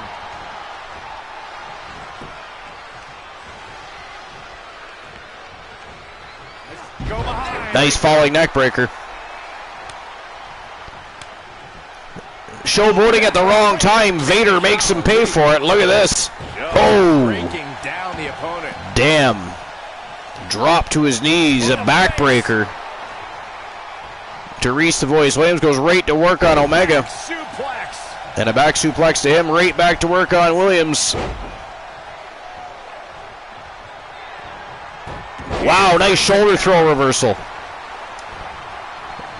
But the big man reverses him again anyway. Ooh, went to soccer kick. Omega scoops him. Look at that.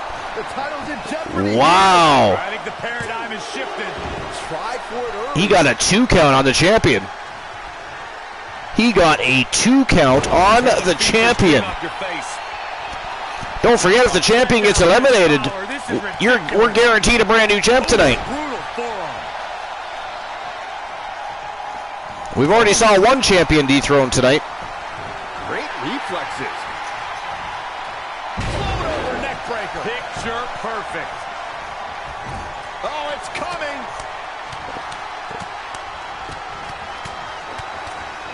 Teeing off. Gonna see a new champ. Shoulders down. Championship on the line. 3. Oh, Wow, what's it going to take? Omega kicked out at the last moment there. Like right at the last moment. And the referee just stand there watching Williams pin Omega. What the hell's going on here? Question every bit of that decision. Corey. Yeah, right? No kidding. Like he had it. No kidding. DDT. Gonna have to agree with Saxton on that one. As ghastly as that is. There he goes, crashing to the floor.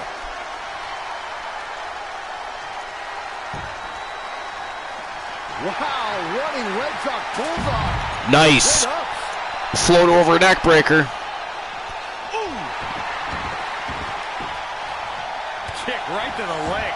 They both want a piece of Vader, but Williams wants him to himself. Omega, the same. Nice power bomb to Williams. Oh, Williams kicked out. Boston Crab locked in. And Vader pacing like a rabid wolf, looking to pick up the pieces. Instinct right now, Cole.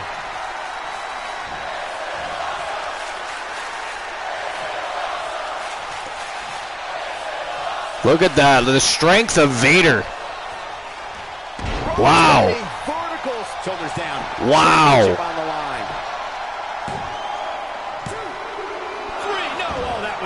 Man, oh man, Omega kicks out again. Warrior here tonight. Down to the floor. Here we go. Wow. Uranagi by Vader. And Williams in trouble here. Oh, vicious headbutt right to the back of the neck. And it doesn't matter where you go, this is falls count anywhere. To the outside. Williams, I think, trying to take a break, a breather, if you will, but it does not matter in a falls count anywhere. Wow. Nice big calf kick right to the face of Vader, and Omega in control of the match.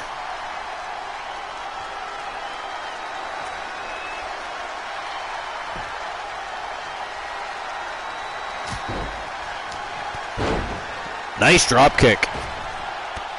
A jumping clothesline off the ropes. The big man down. And his title is definitely in jeopardy right now. Gets the shoulder up. Wow. What's it going to Two take? count only. Wow. That's pure power, guys. There he goes, crashing to the floor. Look out here. Oh, look at this. Vader setting him up. Ooh. Nice cutter by Vader. Dangerous position here, guys. Oh, no. Back suplex. Oh, a back suplex right on the edge of the ring. Powerbomb. The absolute hardest part of the entire squared circle.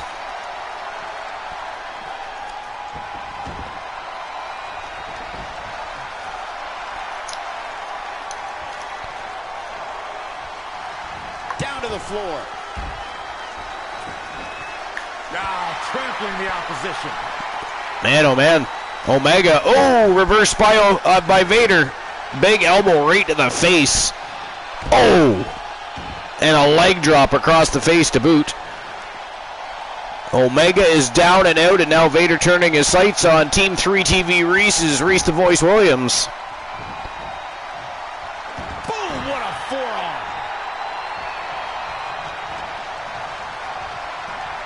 Oh, look at this. Powerbomb pin to Vader. And he got a near fall out of it. Vader kicks out. Boston Crab locked in, though. Right in the middle of the squared circle there.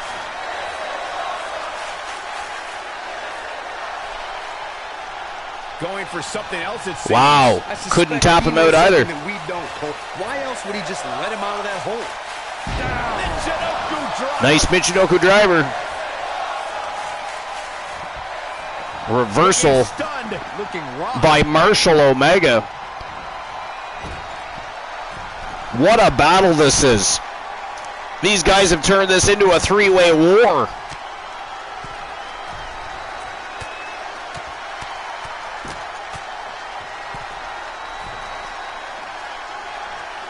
Absolutely destructive. Wow. The champion into the cover. Williams being covered up by the champion. He got it. No. Kick out it. Williams kicks out. 2.5. Hooked up in a pump handle. 2.5. Neck breaker. That was nasty. Controlling the arm. Oh, look at this.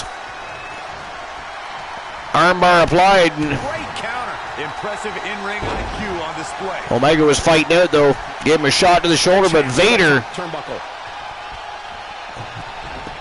Well, he was going to go flying, but Omega changed his mind. No airtime for Vader. And now Omega right back in control of this matchup.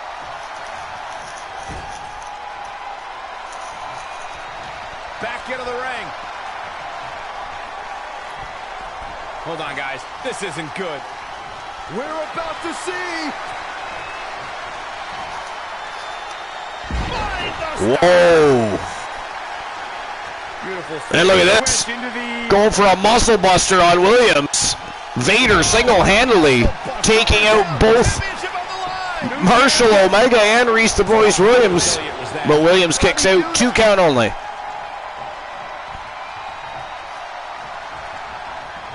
There he goes, crashing to the floor. Omega eliminates Williams from the picture. Nice leapfrog. Famouser champion is down, and he is stalking him.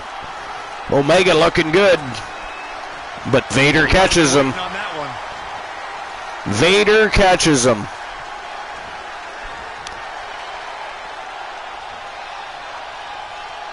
That big standing vertical.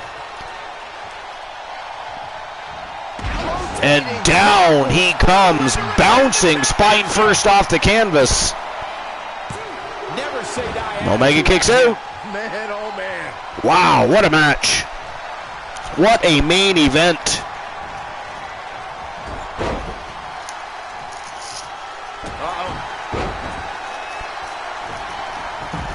Vader rolls outside the ring for a breather. Williams deciding who he's going to go for, Vader or Omega. Decides to go for Vader, but Vader hopping back in the ring. Omega decks him, and now he goes after Williams, but Williams catches him. Over the top rope goes Omega. And Williams now going right back to work on Vader. Look at this. Boom, nice. Uh-oh. Whoa. Then he stops the count. 2 count only. He got in mind. Vader just barely gets his shoulder off that canvas. And Omega now going to work on Reese the Voice Williams.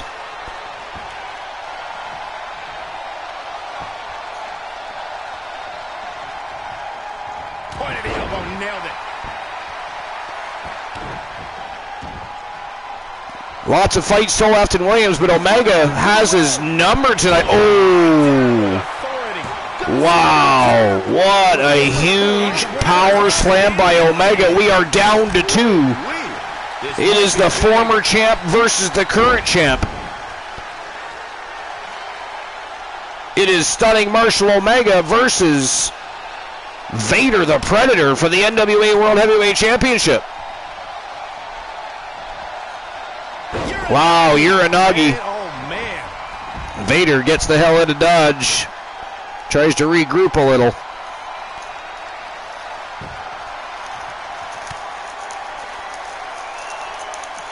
Oh, and a knee to the face. Here's the pin. Title on the line.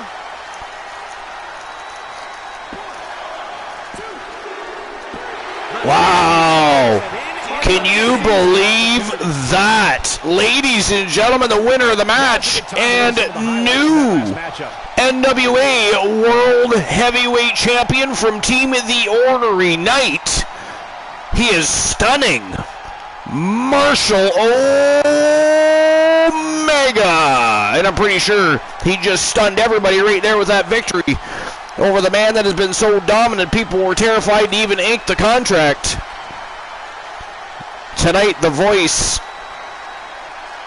and Stunning Marshall Omega stepped up to the plate. It was Marshall Omega that didn't just stun, but shined through and is the new reigning defending champion.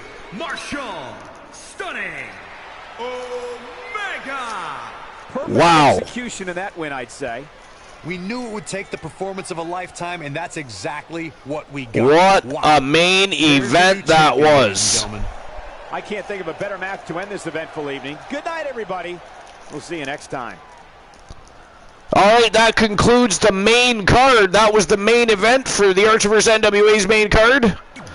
Now it is time for our go-home happy matches of the night, our dark match main events. So up first, we're going to have the returning Queen of the Ring, Cheyenne Cage, taking on Molly Holly. Of course, our next show is tomorrow night, 11 p.m. Eastern Standard Time. The Archiverse Wrestle Wars recommences the Road to Slamfest, which is this Sunday night, 11 p.m. Eastern Standard Time, where you're going to see all three brands going to war for championship gold, bragging rights, and supremacy. But we still have the rest of the week to write the stories, to intensify the raging rivalries and the fiery feuds, and we're going to do just that beginning tomorrow night. The Archiverse Wrestle Wars live on Twitch TV. Join me, the host with the most, and the Army, most likely the co-host with the most, Christian Cool. And you never know who else is going to join us on the broadcast. It's going to be a night of absolute fire, so be there or be square, mofos. But we are definitely going to be there. The show will go on because we are the most must-see show on Twitch TV and YouTube TV. The late-night place to be in, the very best in fantasy wrestling excellence, bar none, period. And the masses expect a show that they will get, and they will get the very best wrestling on the face of the planet today. But now it is time for our dark. It is dark match time. We got the chili trying to boil here, so we are excellent on the home stretch. There you go. As you can see, the next show, the Archiverse Wrestle Wars, and you can see Vader the Predator looking very angry on that poster. And I guess after just losing his NWA World Championship. But he still has a title left. He still has the Archiverse World Heavyweight Championship, so he should be thankful for at least that, but I'm not going to be the one to tell him that. No, sir. No, sir. Not a chance. Not a chance in hell. No chance. No chance in hell. Yeah. All right, here we go. 1v1. We're going to jump over to the Archiverse Rebellion Stadium.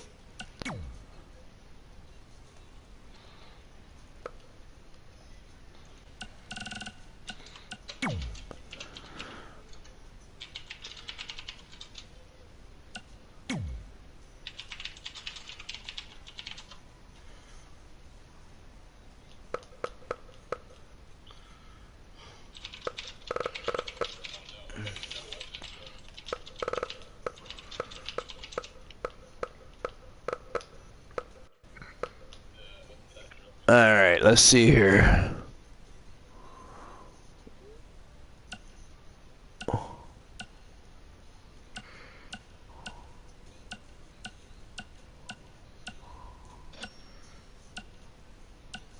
There she is, the Queen of the Ring, Cheyenne Cage. And she's going to be taking on Molly Holly. Mighty Molly Holly.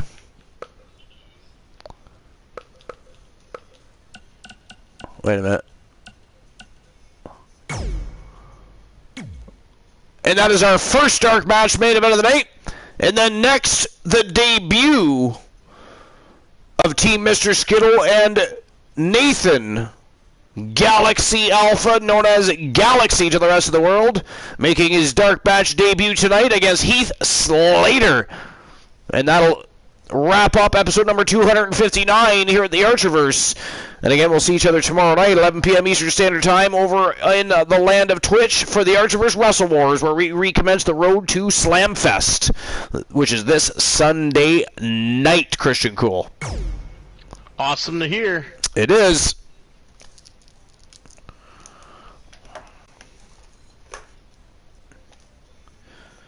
All right, so you have not seen Cheyenne Cage in action yet. I have not. You have not, nor have you seen, I don't know, did you miss Isaac Frost in action earlier tonight? Yeah, you did, because he went to war with the Wolfman, and you came in shortly after that match. Yep, unfortunately I did. And the good news is you're going to get to see the debut of the newest superstar from Team Mr. Skittle. Tasty. Cheyenne Cage is one big hottie. She is a bit of a hottie, isn't she? I was thinking the same. Oh, yeah. I was thinking the same.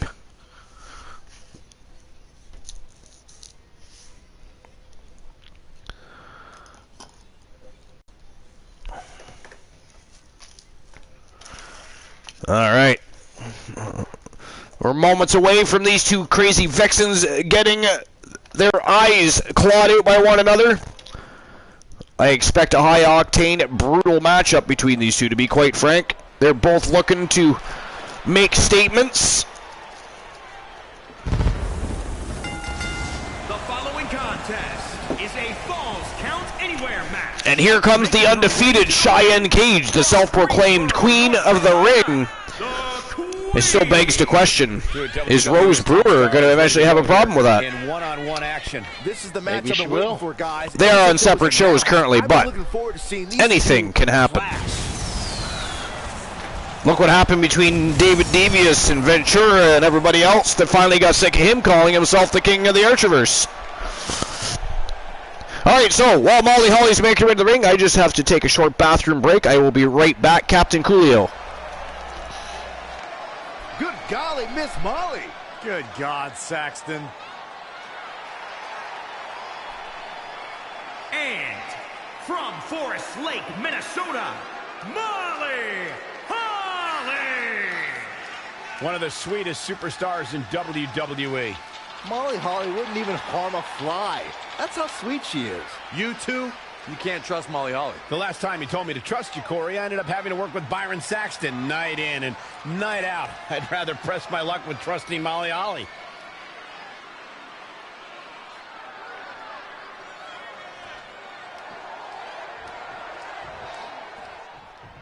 The thing about a Falls Count Anywhere match is you can get thrown against the stairs or a barricade, but you usually have a chance to recover. Usually, but not always, Cole. If your opponent keeps attacking, there's nowhere in the arena that's safe. Speaking of which, we're not exactly out of harm's way either. I can't count how many times we've caught a superstar in our lap at these things. Oh, Byron, you're not exactly good at counting anything, but not to mention all the monitors that have been tossed and shattered. Our announce tables desecrated. Swinging neck breaker.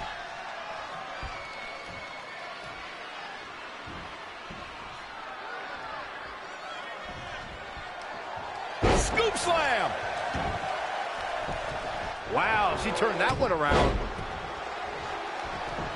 And again, yet another counter. Neck breaker! That could be it.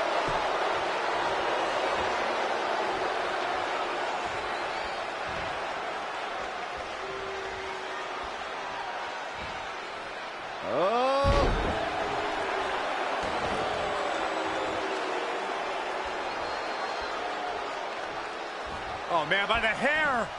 Hair whip!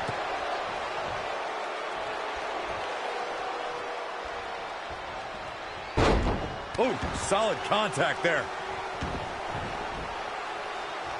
Oh, what's this gonna be? Wheelbarrow! Flapjack! Face first. It's over. She's taking some big hits here. She can still turn it around by taking this fight wherever she wants it.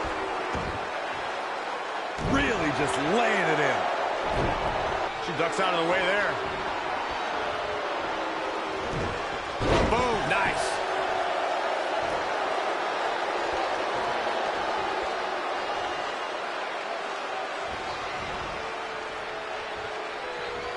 Oh, man, by the hair.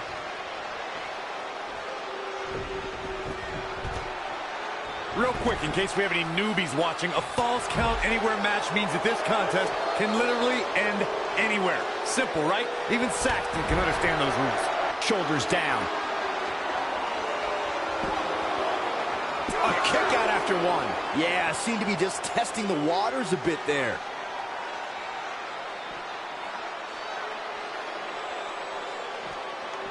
Back now inside the ring.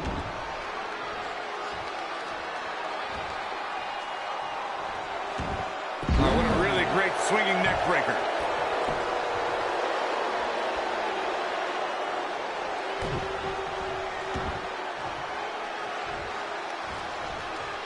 Oh, man, right to the arm. Hyperextend your elbow. She's in full control now. Spine buster. I have returned, and oh, good God, all chaos has broke out in the ring. What have I missed? You missed some action, that's for sure. I mean, either Molly Holly's entrance is incredibly short, or these two just went to war immediately. Barrage of strikes. Endless. I've been in and out, so I didn't really catch it. Want to be at this point in the match, Scott. Ooh. Beating down Molly Holly, she is. Oh, yes, she is. What is she doing here? She's got something planned here. Oh! It's all over. A running, sliding drop kick across the ring apron right into the side of the face of Molly Holly. Yes, sir, no doubt. Very impressive in her second match of her career at the Archiverse. She's actually a member of Vinny K's roster. She'll be seen next in her televised debut on WCW Thursday Night Thunder at 11 p.m. Eastern Standard Time here live on YouTube. But the winner of the match with a clean 1-2-3 in the middle of the squared circle from Team Queen Cheyenne Cage, it is the Queen of the Ring, Cheyenne Cage. Here is your winner, the Queen. Another big W for Cheyenne Cage. Absolutely impressive. Such a force to be reckoned with here in the WWE. As we close the book on this match, I need to remind everybody just how big of a win this was. Wow. Simply amazing. That was amazing. I got to agree with Cole, as ghastly as that is. It's like violating my own mouth, really. All right, the last match of the night. Here we go. It is going to be another Falls Count Anywhere matchup. We're going to go back to the Archiverse Rebellion Stadium.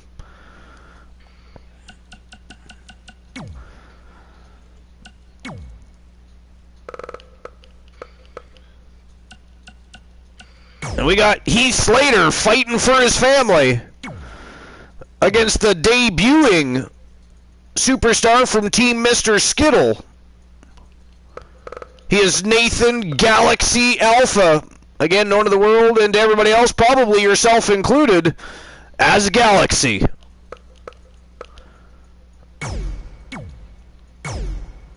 And here we go, the debut of Nathan Galaxy Alpha.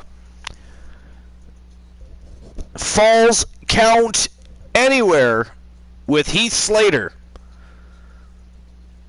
Alright, I know you don't know, or maybe you do. Do you know who Nathan Galaxy is from New Japan? No, I do not. You do not? Okay, so you know who Heath Slater is. Oh, yes, we do. I guess, I mean, if you were to have to throw down a bet here, would you bet on the newcomer, knowing as little as you do, or would you have to side with Mr. I've Got Kids? He loses a lot of sleep because he's got kids, so I'm going to go on the newcomer. You're going to go with the newcomer? Yeah. Poor Heath Slater doesn't even get any love from Team Christian Cool, and he doesn't even know who Galaxy is. Poor Heath. Gets no love. Although, to be fair, I'm going with the newcomer, too. Heath Slater has not won a match in a dog's age. He couldn't even beat Alan Severn. Byron, you know what Heath Slater is and you aren't? What's that? Cool. And he was on a losing streak at the time. Very nice. The following contest is a Falls Count Anywhere match. Making his way to the ring from Pineville, West Virginia, weighing in at 216 pounds, Heath Slater. The one-man rock band, baby. Heath Slater's a 4-time tag team champion. He was even one of the inaugural SmackDown tag team champions. That says it all, Michael. Slater is a talented ring veteran that I think... He is a talented ring veteran. And he's gracious enough to welcome the newcomer to the ring. Sometimes as a newcomer, it is difficult to find your first opponent. Heath Slater stepped up to the plate right away. And here he comes from Team Mr. Skittle, former New Japan Pro Wrestling IC, US, and World Champion.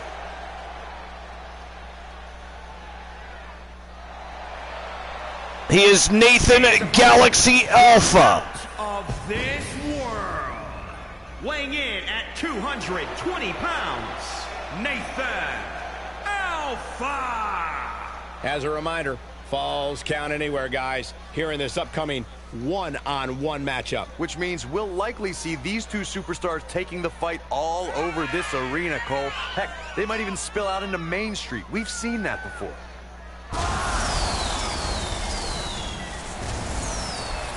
Certainly an impressive and explosive entrance. That bell's got a ring, Archer. Let's hope they are just as impressive in the ring. Wow. That was cool.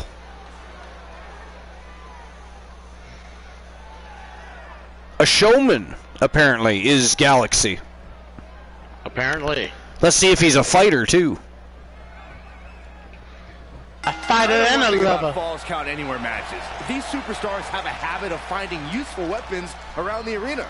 Cinder blocks, chairs, tables, kendo sticks, lead pipes, barricades, broken mirrors. Everything is fair game in this one. Thanks for reminding us, Corey. I should have brought a protective suit and a helmet. I think we all Ooh, nice should have. transition by Slater. Here we go with Heath Slater controlling the tempo. Well, that didn't last long. Oh, what impact. Setting up. Ooh, spinning elbow. So what if, Archer? What if Slater wins this match? That would be something, wouldn't it? It would be something to talk about for sure. Well, yes, for time to come, let me tell you. Certainly looking in command at the I mean, moment. imagine Really going his way now. the talk in the locker. Ooh, Heat and quickly going the for talk in the locker room. If that were to happen, I mean, the poor newcomer Too soon. to have to deal with that kind of chaos and political propaganda. How did Heath Slater turn that one around? Indeed. Ooh. I mean, let's be fair. I mean, let's not discount Heath Slater, but there is a reason he makes the salary minimum. The reason he begs for matches, claiming that he's got kids. He needs to fight. I can't believe that gimmick actually got over, by the way. Oh, this move will make you pass out. This might be it. Wow, nice reversal. Oh, he works his way out. Jawbreaker. Oh, look at that. Coquina clutch. Byron, he's got the sleeper leg. It is locked in the middle of the squared circle. He's just about there. He's still fighting, though. He might be going to sleep soon if he doesn't soon tap out. He let it go. Curious decision Wow, there, Michael. Galaxy let it go. I mean, he had him. Oh my goodness, crushing it. I mean, that seems like a foolish idea to me, but I guess the man has a plan. Cool, I don't know. That was weird. Quite weird.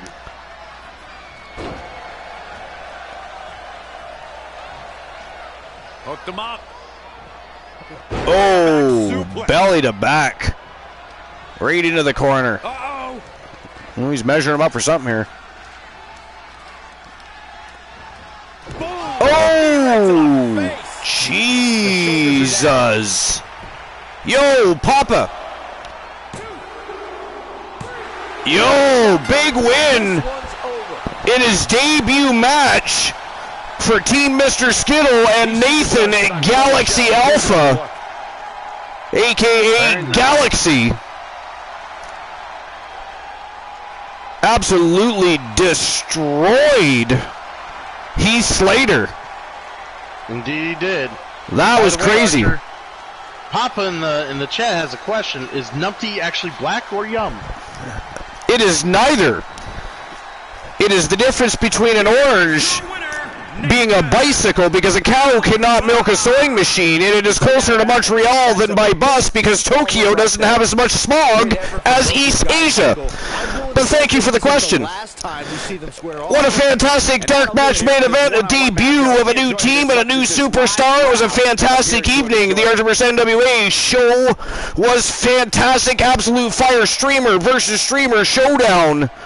Always an epic time, great conversations, great people, great matches. It was good to hang out with the co-host with the most, Christian Cool. Thanks for being here. You're not always here for the Archerverse NWA, but you're able to come tonight. A lot of the times, Christian Cool is only around for the Archerverse shows, Wrestle Wars and Warzone. Tonight he was gracious enough. He had a little bit of extra time. He joined the broadcast with the host with the most, and it was an electrifying evening. I mean, you weren't here for the whole night, but it was a great show. You're going to have to go back and watch the VOD and check out what you missed. But, I mean, there is a reason we are the late-night place to be, and the most must-see show on Twitch TV, and the very best in fantasy wrestling excellence, bar none, period. And it was a great evening.